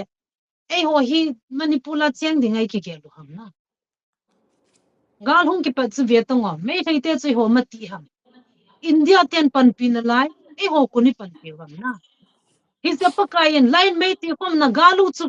ke man ka do dei bo na ho hi na zo na di ma cham oi tau kho movin ke ma ki pa na no movin kin na galu na sa pi na ving yatia gali sa pi uchula volunteer ho VV ho pakai na ki thopia pia thagau thingin pia tu ni chen ge ya gali zoba thip chanaim theinau la isa theinau I tau theinau I nom maim theinau chu hilaya pathin thupi ni zalwa chu tu nya manipula he nom ta I chen the tu me hi chi khoi tan he gali gil sat lo han piwa sa ikip pi di dan dan hi ki pa mong di ilo thil hi agui na sei hi athing no khadum so pathianin gali sat piu Michael Vantil gali do piu ni tiwai le ibola I homeland mu na ding san ge do pi lo ham ibola afrak tai ko yo ham zolo mei chang la ki nei lo pu pes no sei tan na boi lai ta mei chang I nei lo hi pathian thil gon he ti ham pathian wang bon he ti ham khana sein hi cho pi hi zan mang hamo ka thu za pi pathin na ei ho khan na izo lo di ji wa chu nang ho tau ko movin hi chi hi nakal sa no hi UPS ong ku gal pathuma chi go jai banga chilai hen tovin na front line chilai hi tau na na nak mi te to tau kho mi na ti chula he chi zala chu tu nya nom tai mu hila ei ho ni sa diu le ni za de dim zo di bang PS GMF dia mula om zat ni za ni ding zo di bang ga gel tong no pu PS GMF dia mai mula thai om tam zat nom ta tai te mai thai tam ta hong kon je ki cha ki nung ler jiu na chu pathin na to hilo kham na Central Force ai lo Organ le zia lang le na ching te lang ching te lang hi ching te cho thil so lang chom ching hi te na zong chu pathin na hu do chula pathian hu do tam poi ta ki ti kin poi na hi cho hi GMF dia ten min phatna na ki la pai wala GMF dia zia hi poi ti ki sei nom hin na ai na ho chu ZMF dai zi hi poi ti chu se hi tango azi chu lai ko pathin thupi ni na hi chu lai hin tau khom vin ti chu a thupi ni zi wa chu mun chok ibola chu ma no long I hilai tau hin chu hilai hin na bon ki vai ti tau na na chu I bon ibola vai tau na hilai na hin chu na ma ti tiu ham pathian hilai me to a ki me ti lo le acha ale nei no na ke kai na khat ki bon lang le pi ti di ale hitin thil han dong nge na na e ti na pathian bol the di ka bol he in khat ka kisa he hong wen hop som ni pi wen lang donate ni bol thei lang lo thu ve pon he thei bol lo lo ve te chu aro chin ba na chu ti cho ham the nam lam kai holam kai hon I tau khom ji diu hi ta peace ground an bol wa vel za na bol do wam vel thum tau khom chu la na tu na chlai ko pathen thu pi lo hi le so na ki chai ni ta bo chu pathen in tau khom vin ti za khu hong vo ti koi ma cham lo ki ho le ki ho ki ngai to ma chi kai bo chu mi ipiti lai mun ji he ka ti da diu okay tau lai mun tau ji he thu tu pon iti tu ka sei da diu soneu thu sei na khat kan a nga ji ya hi le masang lai a ji tu me ve to ngai to mo lung han pe pe tang no so hi ki lom lo chu lungang dinga e khat ka lungan ni lo chu la di ka sei chu ve to soneu thu sei khat ka lung thimang ki lo khan min na masanga hi babat khu a pau te ni kizar lo cho man thang hi ta nga ya thang len sin tan sei ji cho na tu lai hi a babat thu sei ta nge jong kiza ta cho a khu ti ai le thang len se hi na to da nei lo angum di ti khana job le sung iding tai ti khana se ne chi ka gel le a ji chu baba din ka cha mi za lo de nga se chu thang len sen a nga ya ta ti ti tai ti an se chu to a se dum ta lo di cho khat pa jong chu eo je na hong ki ko tiang le hello ha na hung kha lo za na pum het thei lo hong da jong hi hong lo hil de chi na ha pita doi ai to ba hong ki ban din te na ka ki cha tho jiang ta so ki a mun mong mong de na gel hil dan da no chu chu chu chu amo mongin nang ta nang fiala bo na to fial na gel nang to na ki ho ki hian lang sar hungo num na sa di he khat ve beong valentin na gospel la na sa to to na o so to nin zo la chun ka hung mai the he ka ti a je chu convincing kharum chula na word of convincing e pa na ta sa lo hung milang ki ve taw ai bola gala pa na mo dem ham na du san ham ki to koi hung mo dam talo ngai lu na ki ko zen hi ya na ngai lu na chu fierce AK47 zong to ana ko ki zo the lo cho zen ai le to an zo na sei robot ni na sei chu na sa to ni robot nin aginga sei do thei lo za chu thanglen 7 zilis pun aginga mi pizza da sei ho chu chu ko mi tam ta in thanglen sei evangelist pan ama de sei hin te te hello ngot lo ki za chu ama nai de cha de kanan koi na hum ki za je ama de se he ka ti ka ki ti lo na mi te se dan kan za da na chu ni bab min a sei zo ngom za chu baba se chu masa ki za lo in thang le sin ta nga ya ale to hi baba thu se ta jong direct a ki za thei ta he phana thang le sen i pi bolding ta ti khona ai chi lang zo na ama hi jobless ung i ding tam ti zo direct nga na ama ko direct nga ki chi thei lo chu ji chu ha gin zo lo hin tin le mi hon complain bol jing pha na chu nai cha koi pha na chu tham khat khat ki za thu hiya a le do a sei gim am lo chu thei lo pa kai na ma jong ko a than hi chu la he ta phong zal dinga na ama a than na thu ji ale dinga pa mang neu a thu sim dinga than na da pastal thang neu chu mi pi ki khop ma sanga jing ka si le aman taw na me ya a cho chu a chang se a di chi ku pa mo ko na pia tu chunga ke ba choila lam kai ding ai pi ke na aman a than ho po ko na aman a tun so tun ho chini amo manang hi va choi la pui hoi den la ki thleng hi le namo che che lo mai the cho na na pan mun khana de cho na hi ham ina tim sal na jong va choi la pui ding in la ki thleng hi le namo che che lo de cho na na hi na khana de cho na chan vo khat i su da ni chu ama sa chu i chi zia i pan ji wa nga chu su da na lo na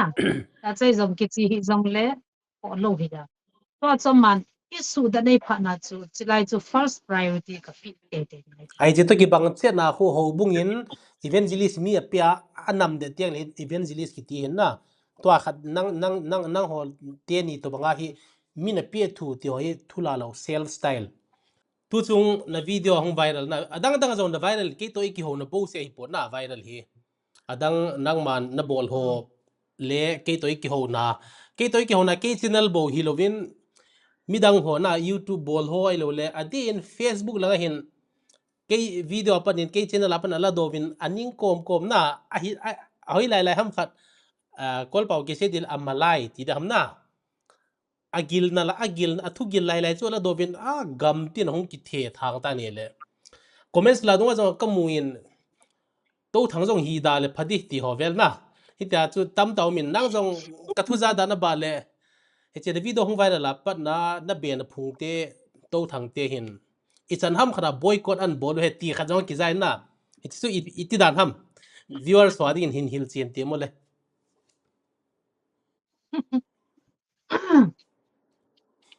ke yong hi thu hi ka ha pon lo zin ka het pon nei wang chu ka group kha no wa he an post chu to thang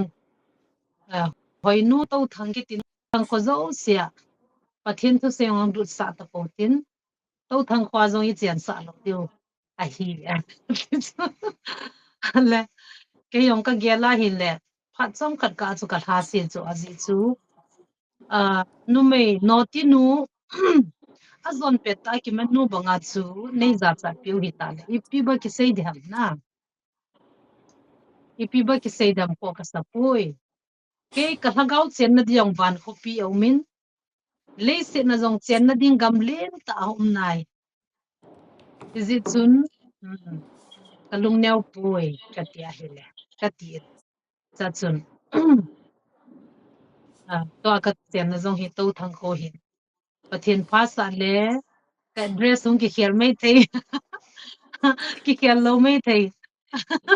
lo sei hello sei lo hin medam to nang hina to thang khun nang nei ham na ji pa ham ka ni hon na ka hi sai acha to thang ni ki chen na ai le to na sei chu whatsapp mi khan aji ham ai lo la to thang phung pi na a to thang phung pi ho pa na hu hi ham mi khat to lungel ga sei mai mai buk chi che ho pi che ho za di le ke so na ka thi ta lo dam ke than nom song dim se na abo a to thang phung a lam kai ho chun na a to thang phung lam kai a phung pi ho chun hi ta se ham ki ti thula moi cho bang ai le amo ga to na se dan he to na se dan he na nang jong nong ke la se tuai na ita bangin mi mo jong le chun na be na phung in nan mo dal ha thi lo da na thi san chui pi ti ki dal ha dam na na thu sei dan hi na to thang te tin hi tin in sei ta ven ti dan hi pu zefa kai la sa le se na thama in leng vai zong leng ton sot pakai chu zo bel ta nge ti ho ana ngai le chun na na ho da focus adi lo pisa ji chu kin thilsi ka bol lo ja na son sit na il phalo ka bol lo hi ja chu focus adi lo mo a som khat kamin i ti som ham khat to thang khwa na chen chu to thang a khon hen na del do ding te jong le na sin si pi na chula compound lian ta ni hoi lai lang hanong gam a choi ti ki zai na ki zo ola ka se di hen chen na ding le se chung hi ti la ya in mun dong ka le ale nang in na chi EPZA na EPZA iti la ya pa na chi GMFDI thu phon na hin he na hin ta san pan ham chu kan se di hung sau de ya kholo ka thu sim som nang in se le chon GMFDI thu phon ka hin ta san he ke hi kan ne wa pa na hi pathin thua ka hung lung lut chu pathin thua ka hung lung lut pe ja chu kan nunga lai ka pin tham lo lai wa nga chu ni khat le thum ve hi taw na kan man ji chu na nunga chapang ka hi chu alla ka ko ho bunga jong chu ho bunga thatsa chau ki dal to Sunday school teacher he ka jinei to ka akan pu aka la youth secretary la he lam kai ho ngana ka hong pan to pe hi alla ka hong jinei zo ka hong jinei zo ba jong ki ping tha nai lo ai la kum som thum game village a kom wa kum som thum ka hong jina ka hong pen ta hi hi chi zo wa pa na hi Paul koma pakai na sei banga chu masanga na kong hinang in na ki ga hi to pa na ke man ka ga pi ding nang nop na hi lo ke nop na na chi de tai ti banga chu ke yong kum som thum ka tina ka hong pen tha zawa pa na hi ke de na mong hi ta lo na ke de chu hi le izi cha to nom ta hin khu man ding nom ta sumle pai ki hola nom ta izi no a nom ta hin khu man ding hi te chu ki de pen hi hi tia chu hong ki hi in a hi bangin 2006 Christmas 25 nia ka hong pen tha ya pa na hi ki sei de ha ke ma de ya hi chi thei ta lo si pe hon paret na bolte ngole pi se mur na ti panga chuna sita bonga hi ki le hei zing ta chu ka lung gyal chu ki le hei zing ka hin khwai la zong hin sang ting thu zong hin saying ting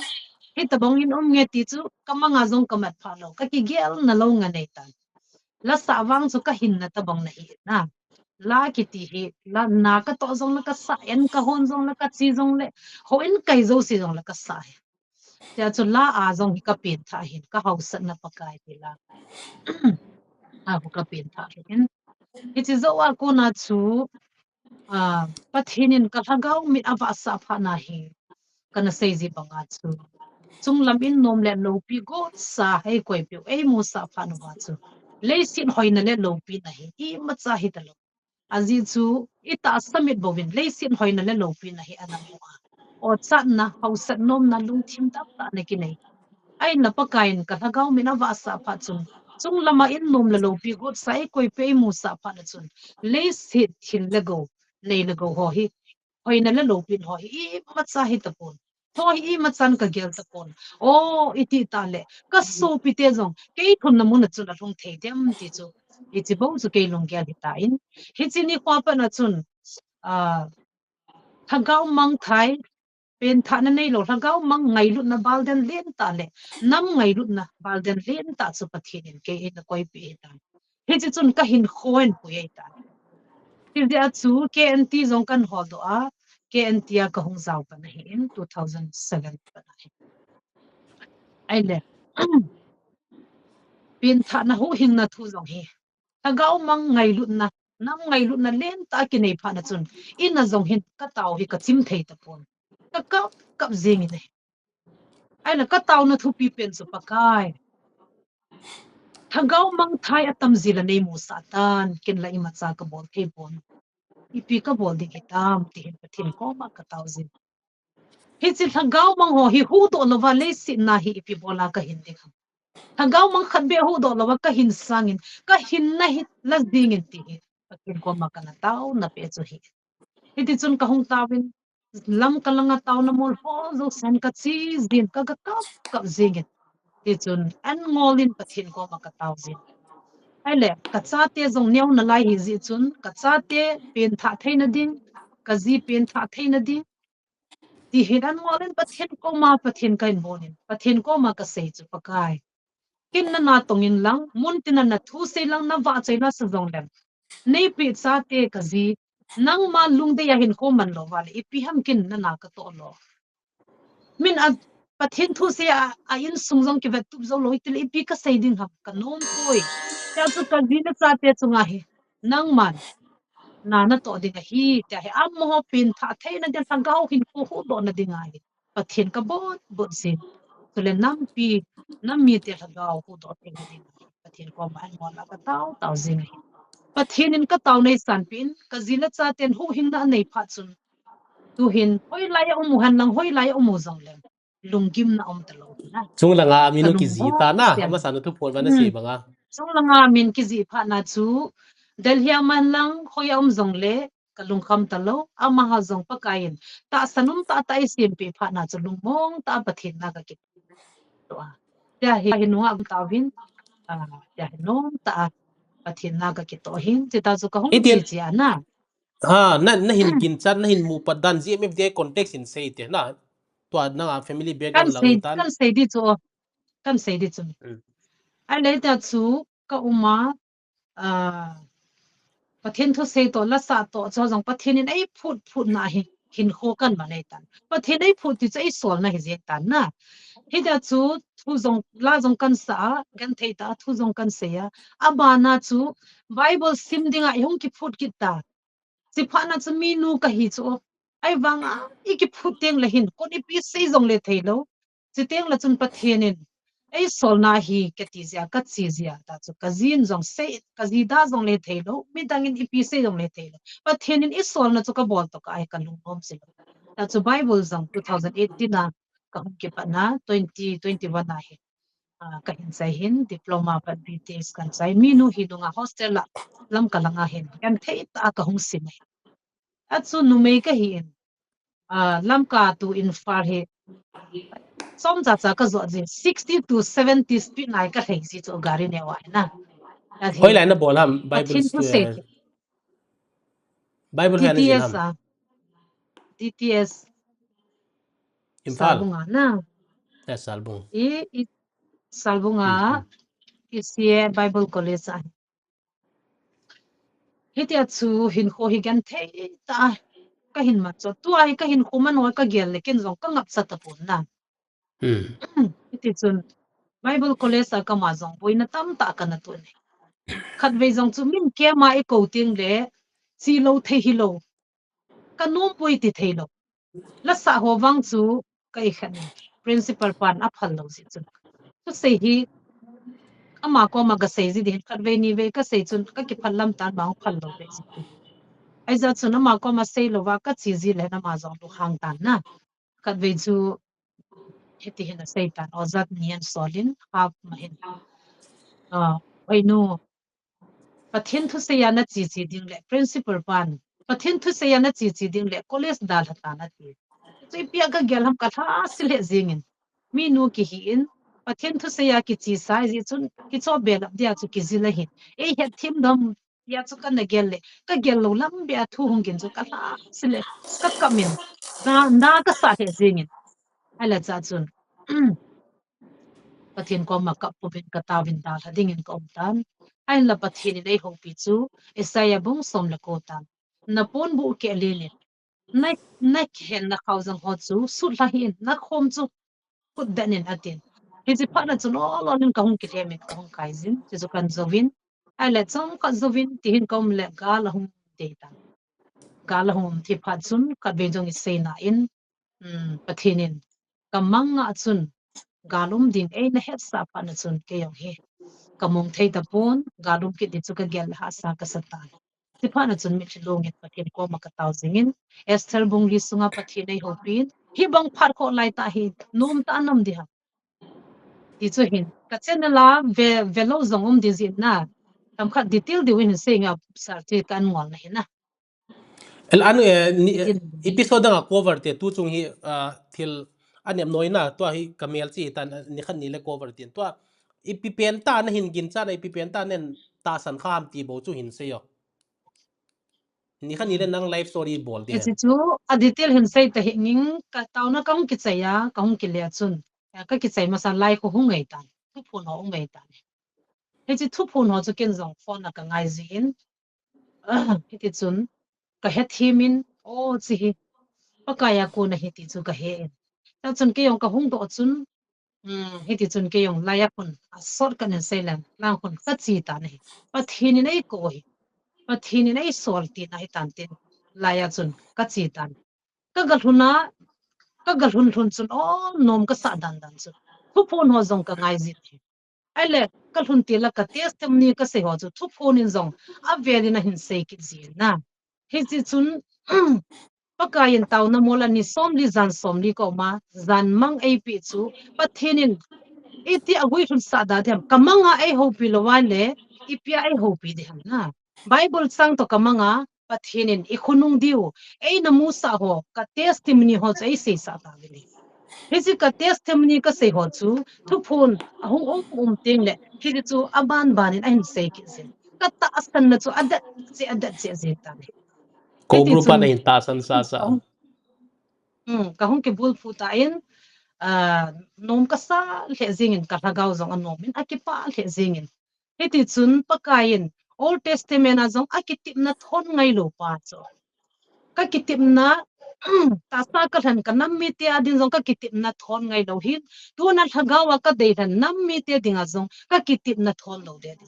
ya chu pakayin ka mga ai musa ho nam pia dinga hil khununga di musa ho chu aban bana hung rong de ti zong ka ta sana athu se ho zong kata sana aban bana zong hung zile จะสุกตะสัน ว่า เด็ดสันนี่ ตัวนั้นเสดันฮีนั่งอินอัทุกผลนตาสันหินซีเกลอดนตาสันเลนตาสันระวังจุน่ะนักคนฟาร์มป่วยตีไล่นก็ไล่ไอ้เลยตัวนั้นงอลทุนนั่นเสกินมาเซนจอนนั่นเสตันแค่ต้องมุนจมมาปันกันนั่นจะซีนนั่งจอนนั่งมาเต็นจอนนั่นเซนนูซินโคลอนินเกนนิทุมอันกังงอจอนเลยกัที่ดีเจนซุนสมนี่เลยจานสมยันกิงอลดิทุโจเฮตีขนาดนั้นเซนฮิโจฮินักกิโฮจมูตามนั่งจงนั่นกันนุ่งจดตาจ้าโอ้โคตรป่วยโซปินูเฮวนั่นงอลสุกตาสันตายันตีฮัม โซจุยมาจากีก่อยลอยเต understood นี่เจียงตาย ไง ตา ดูนั้นน่ะนั่นไง จ้า ที่อะไรอินกิเซอะไรสัตว์ทอดีเลยเลยเสียดปนินกีเพลฮาจงเล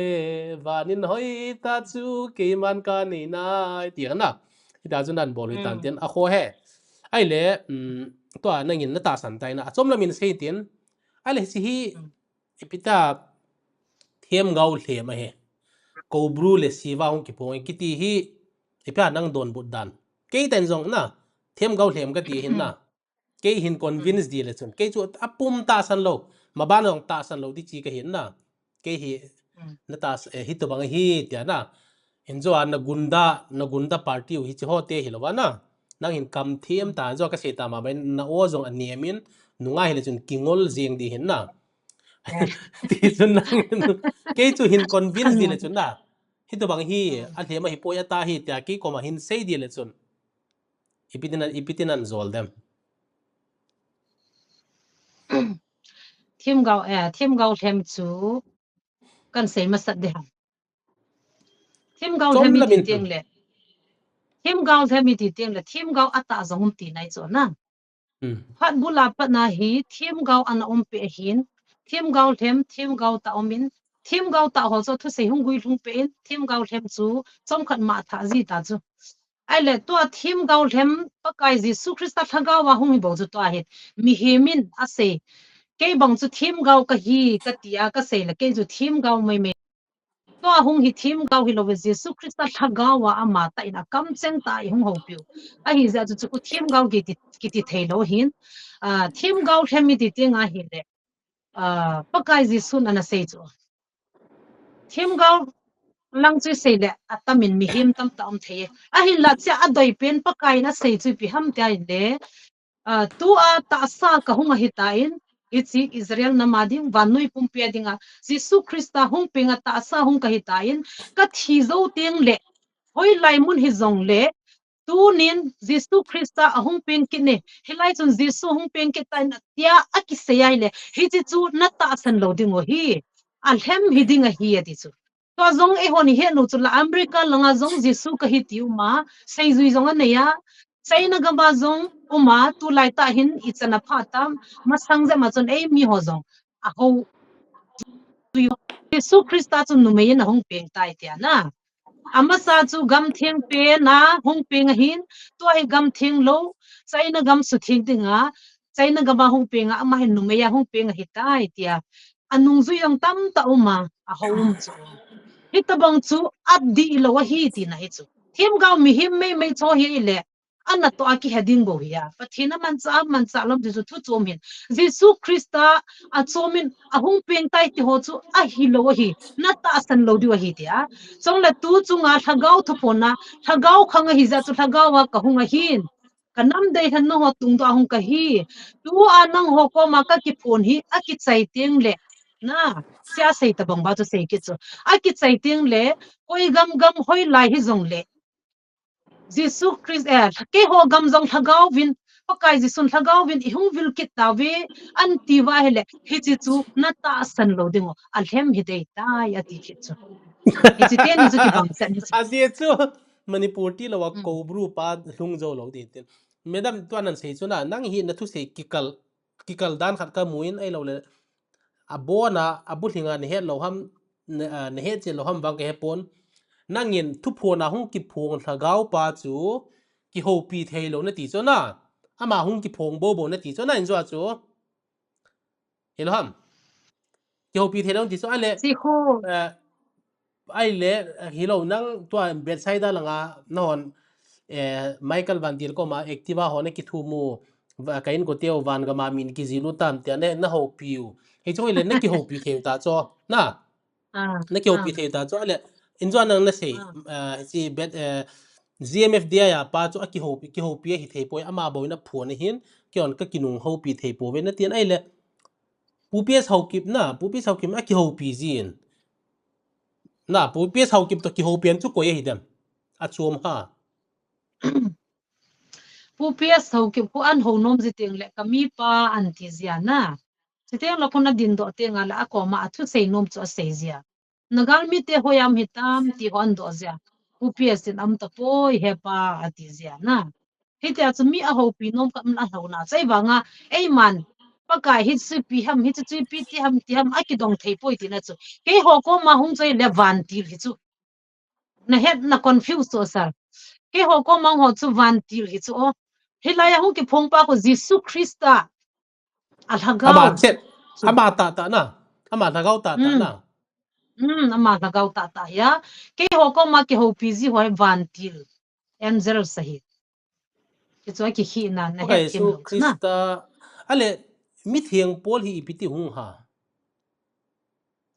ipitin het pathena ding in imatsa a he thailo am poi ti chu I ta sanu le hi zin chu thili pathini mo ta san thelo hin na wa nang se bangin ita sanu le hieng ki ti chu Nigeria jong pasal khanin je pakai su ka het na ki that sieng in na ale Jesu khan Jesu hil them khan thitan no jong a them hi ding a hi tel na ngai ma ding in na in ka ta sanin ai le tu hen a chen la nga hung du le na ti pp kan ji do ham ta nan sei chu na sei chin za ta ta pita ilo to asi na pathian thagau pathian pakai su o ta hiya le atilin thu phone hongum ti lain boy lai te in ko bru pa hong ki phongin na pathian un hard wal i so le he pathian in ami de len anam de len te ko ma ki phong thu phone sei dinga ko bru pa ti danan sol the ham it's insane ai ho hi ngol thnai mu chu galum di zong ki gel phalo ai wanga email ma te mai thei te chu kum nga lang ta so ki go naw na ta kho mu zamba a ki go naw zang I mu ta chu le na mon chom a moi gu thi ma kum nga kum gup lang an ki gu mu ta chu ti chu I ho ni het pha lo piu ai la moi ko bru a kal zingu ba taw na ga man ziu ko bru a kal zingu chu ai le amon ai ho ni het lo wang wa chu am ho nam hi gal ka bol ding hi ni pan pi vinatya stumla pa ya chayuwa sana chaywa aga hauzi da chu ai la cha hi pathin hingjing hin a he na ai ho ni het lo chu pathin in ai lung sit da no hi kidang chu ai le ai ho ngol thana chi chu ai hon taw nei man te ngule ai lo la bible ai mu pe pakai ai ho pathin hi leng zo si leng pakai ho pakai iti so na leng zo si leng pakai ho pakai pathin hat chung nung tia I taw ziu chu ai la hi chi chu ko bru te zong hi mei thei te pan pi ding a ta chu am ho a ho chu la ama ho pan pi ding a ta ai le modi te to zong hin ki tho hi zia chu India te to modi te ho zong hi siwa ko ma taw ziu amo zo se hi mei thei te email ma te pan pi ding a ta chu si pha na chu pathin na he na ai hon ki hello chu la ki zia chu pathin pakai ho pakai a hi na so a hung bol ta chu la nang hon hi chi nam mi te khu ka nam mi te hin Jesu Christa ho na mi hiu choi ho hi ki chon se di de chong le 100% Christian hi chu hi chi ka nam mi te hi ke ma nam hi nang hon na to kha thailo ding wa chi tia ko bru te siwa te cho kha hi chu chi ja chu neu chakhana an so chu amoi lin ta ki gelo za neu chakhanan so a evangelist no le evangelist pa anga hung bo ko mu cho amani anga bo ko melo e hon nam pathin nam mi te anga hung bo ko mu cho ke hon hi kam namel ma te me thei te galum ding a hi in ti pi ba am ho pan pi ding a ka hi win hi zong la na pathinu anum poi chi ja chu na pathinu chu ke ho dia zong pathina hin nang ho sanga ke hon ka ki cha no wa ka gi no wa a anga ki thing thinga ka hi win nang ho hi mi wang pha na hi vin cross al that dam na to hung to chun nang ho hu hing na chang thei ta win ke ho hi hu hing na chang thei lo ka hi ta ve nang ho nam hi ka o nang ho mi him te hi ka o chan mong mong wa hi atim cho hi chi ko pru te chun na mel ma teu hi ke hon ka pan pi deu hin a hin lap pa kai na pa thinu chun ke ho i hen chom ta win amoi ka pan pi thei ta lo di ko hi tia galum di jong hung se pi wa surrender hung bol wi me ho chun pathinin an sol ja cho sei yu ya na chu do wa zong siwa hung kit na hi tia cho hung sei kit chula tu siwa nia ho tina amani hi medam pathinin a siwa hian tin chom lo hi le siwa tin kolte min pathian min ho na mo pha phau bin kolte hin e ho hin pathian almighty god achung nung pen pathian na leng te leng pakai pathian te pathian na tia in ita san hi pakai jesu na i pathian u chu hin kolte hin greek te to bang hi pathian tam ta ne win na hon lord siwa na ti win na lord siwa hi kolte adinga ipi pen ta pathian ham na hausa na min apathin la thana wa te dinga ni chu na kolte pathin la dinga chu amma chu alin pen hi chu alien pen tium hi lo chi ama hi itubang adinga aman chau pathian ham kolten pathian tam ta ni cho hausa na dinga na lakshmi ai lawa le galte to ki kapte wala galte zon na ding pi pia dinga kalima tiu minten laks siwa chu na sejing kevin siwa chu pi pathian ham siwa chu namo se se cho ai jong le apathin wo hi apathin la wa chu athanei pen hi ti chu hi jing atha ta nei pen chuna tium lo amo na i ta na se le na se hel diu cho lord siwa ki ti nang hi sei ta am lord siwa ki ti ama kolte adinga na destruction thil su se thil sem tha thei ti ho cho lord siwa chu ta hu thil hi ki mo se the lo na siwa amin het mana chu siwa mo hi lo cho pathian tam ta ni chu an kolte kolte ni hi chu di chu hm anob le mi heb zong ki su the to nob le to bul zong ki su the na durga ti chu mata hi za ti zo mintin kali mata ti zo mintin na ke ti het chu hi za cho ke na het cho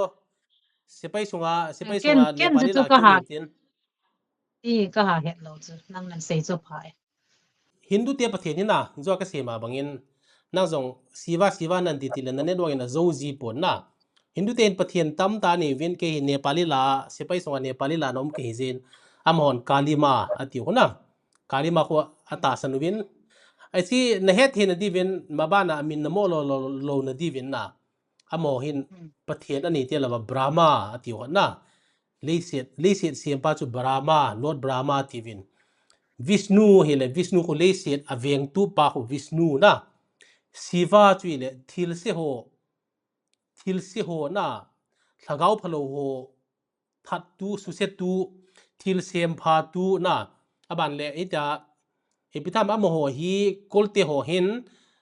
pathian ta sanova zinei lo dai ta kipi do je ngom chula na a baba ho ko he cho jong am ho meditation a bol cho ko lord Shiva ta san na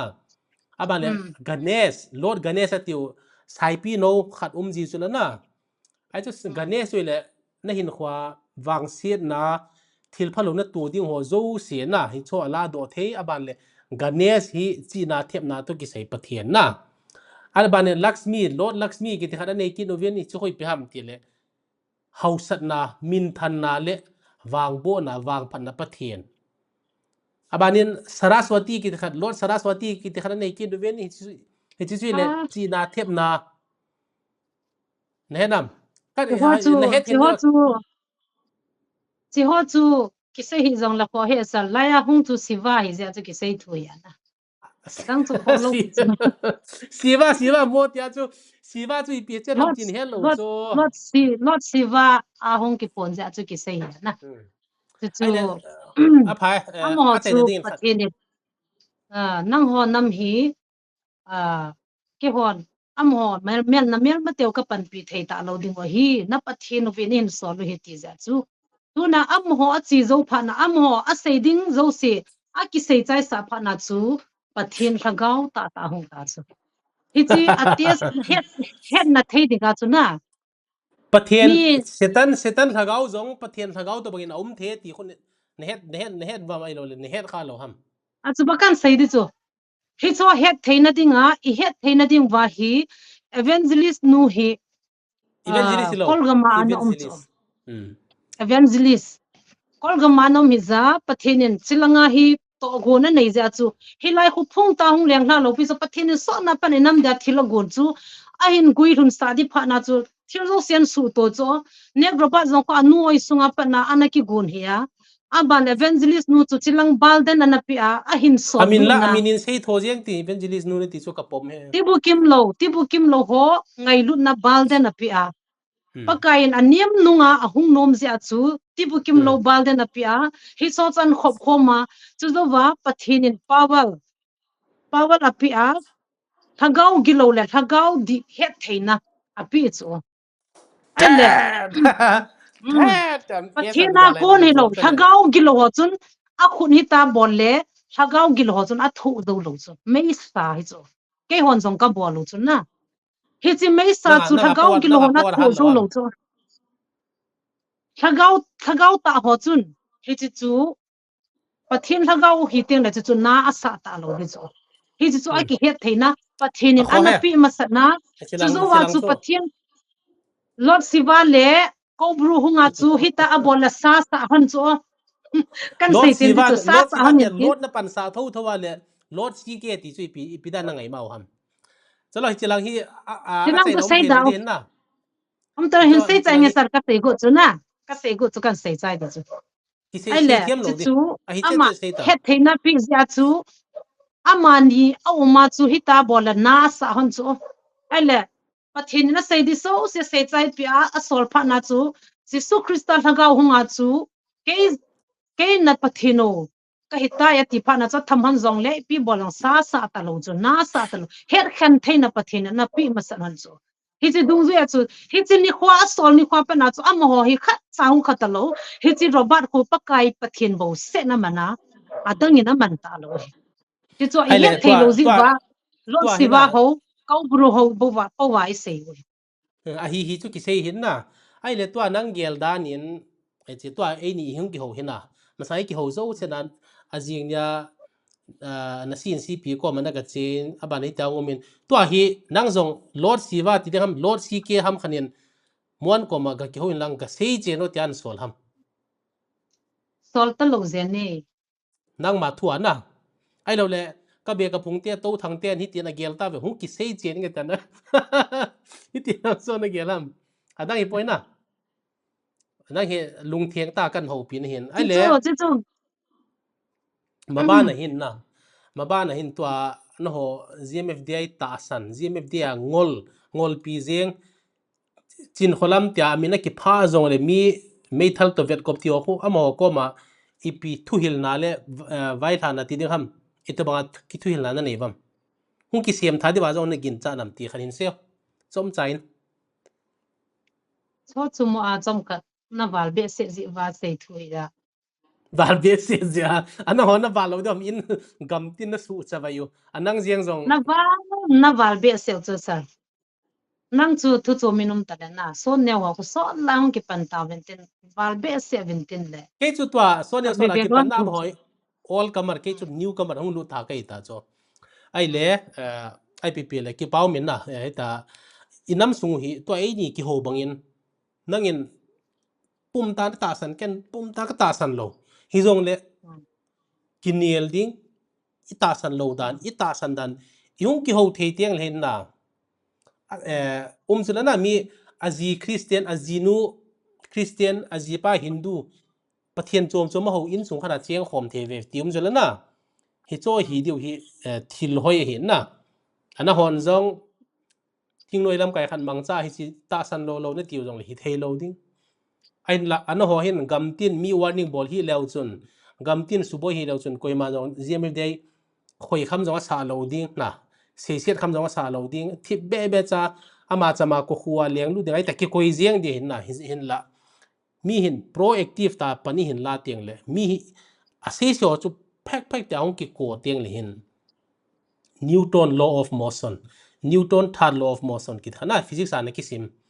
to every action there is an equal and opposite reaction ti khat hiungum si hin ki pau min tu ni ilung thima ho chu hin sei do in nang jong na sin si pi hun ding in na sin si pi ki sei se na ho le nang ma kaza da be nang ma so nang ma say tum thu say da del to mo sal chu na kakama kyong thu phone in pe tin gel jeng mel lang na kya pa hung jeng he tan na sin si pi thu ki them chan na ho le adang ho sei the ding in nang jong pia sol do in thaleng in hung thanom na khat ti dam un na hi mi ngai lu na khat na ne ta chui hung ki holim hen ai pi pe le inam songa hin ki tu kilem na ki he them na apun sem na ding na ma ban tieng jong le min ingai ma de khat sei jong le thu han ngai injo jong galati bung nga la ina sim tan na hi cho hi zui utin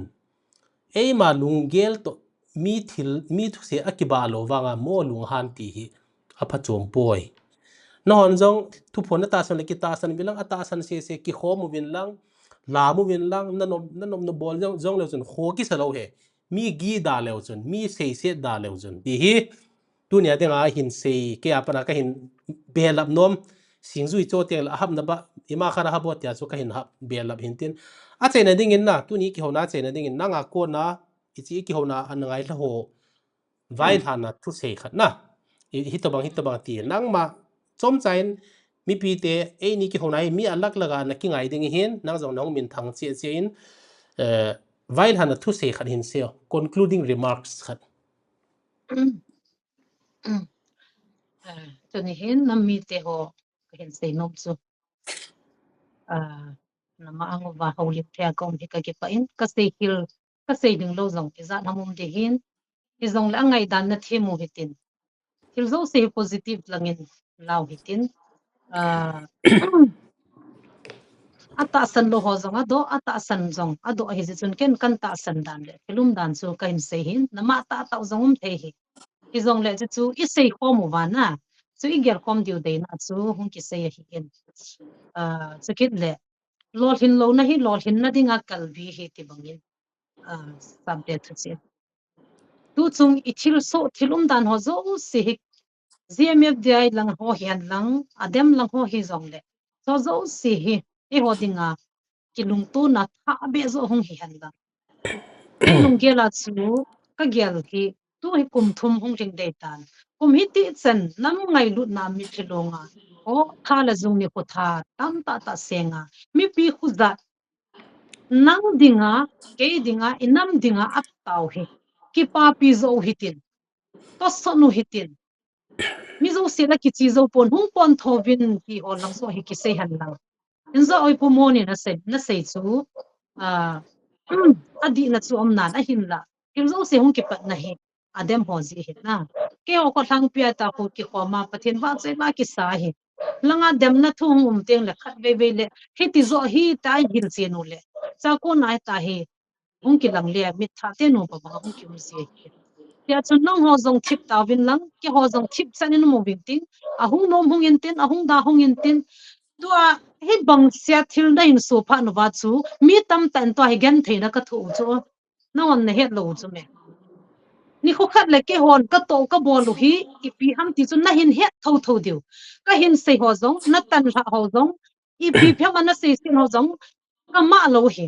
I zan ni phin zong lo chu ke wang ka lung khan lo di ga hin ni khat le nan het do na diu hi o nu hoi nu na sei chu chi hi o ti chu nan het do ni hung di hi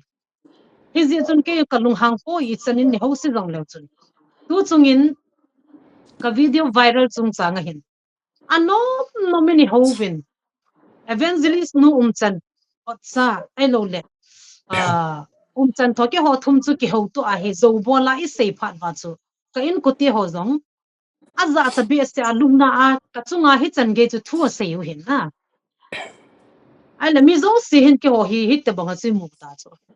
ai la tu na jisu mina avela ka sei no chu ke hon henge pathina ko nam a hilam chu pathin na hanai a hin la ke ho thum wang chun bol khu a ka bolu khat sam poi ti hi ama sa jong kana sei ji in ki hasil ki tile angai mon ka bol thu hi le a pet penin ki ho thum zong pathinin ei that jing han ti hi kana sei jini hi chi bonga chu ka din na chu tu ni chan ge ya hi jinga hi na ka bol thu wang hi poi ipi a kon ham wang chu pakai na he in ki hon ka ha ta po be bol thu wang chu am poi hi ta bong chu hi zin tu ni hi ei na het pi di wa zong ka hin sei hin tin to kit le na mi te ho a idam sangovin pastor hon zong hochen ute ti ni ti he tu ni ka ha focus no na su chit lo wa hi le sei zong sei ta hi win gel zong gel ta hi win i ma cha sei ta hi beta hung nom hung sa win bola kho a pa na no do adinga ni gon sing ka na ai lo ho bung a ko na pai do dia ni gon sing ka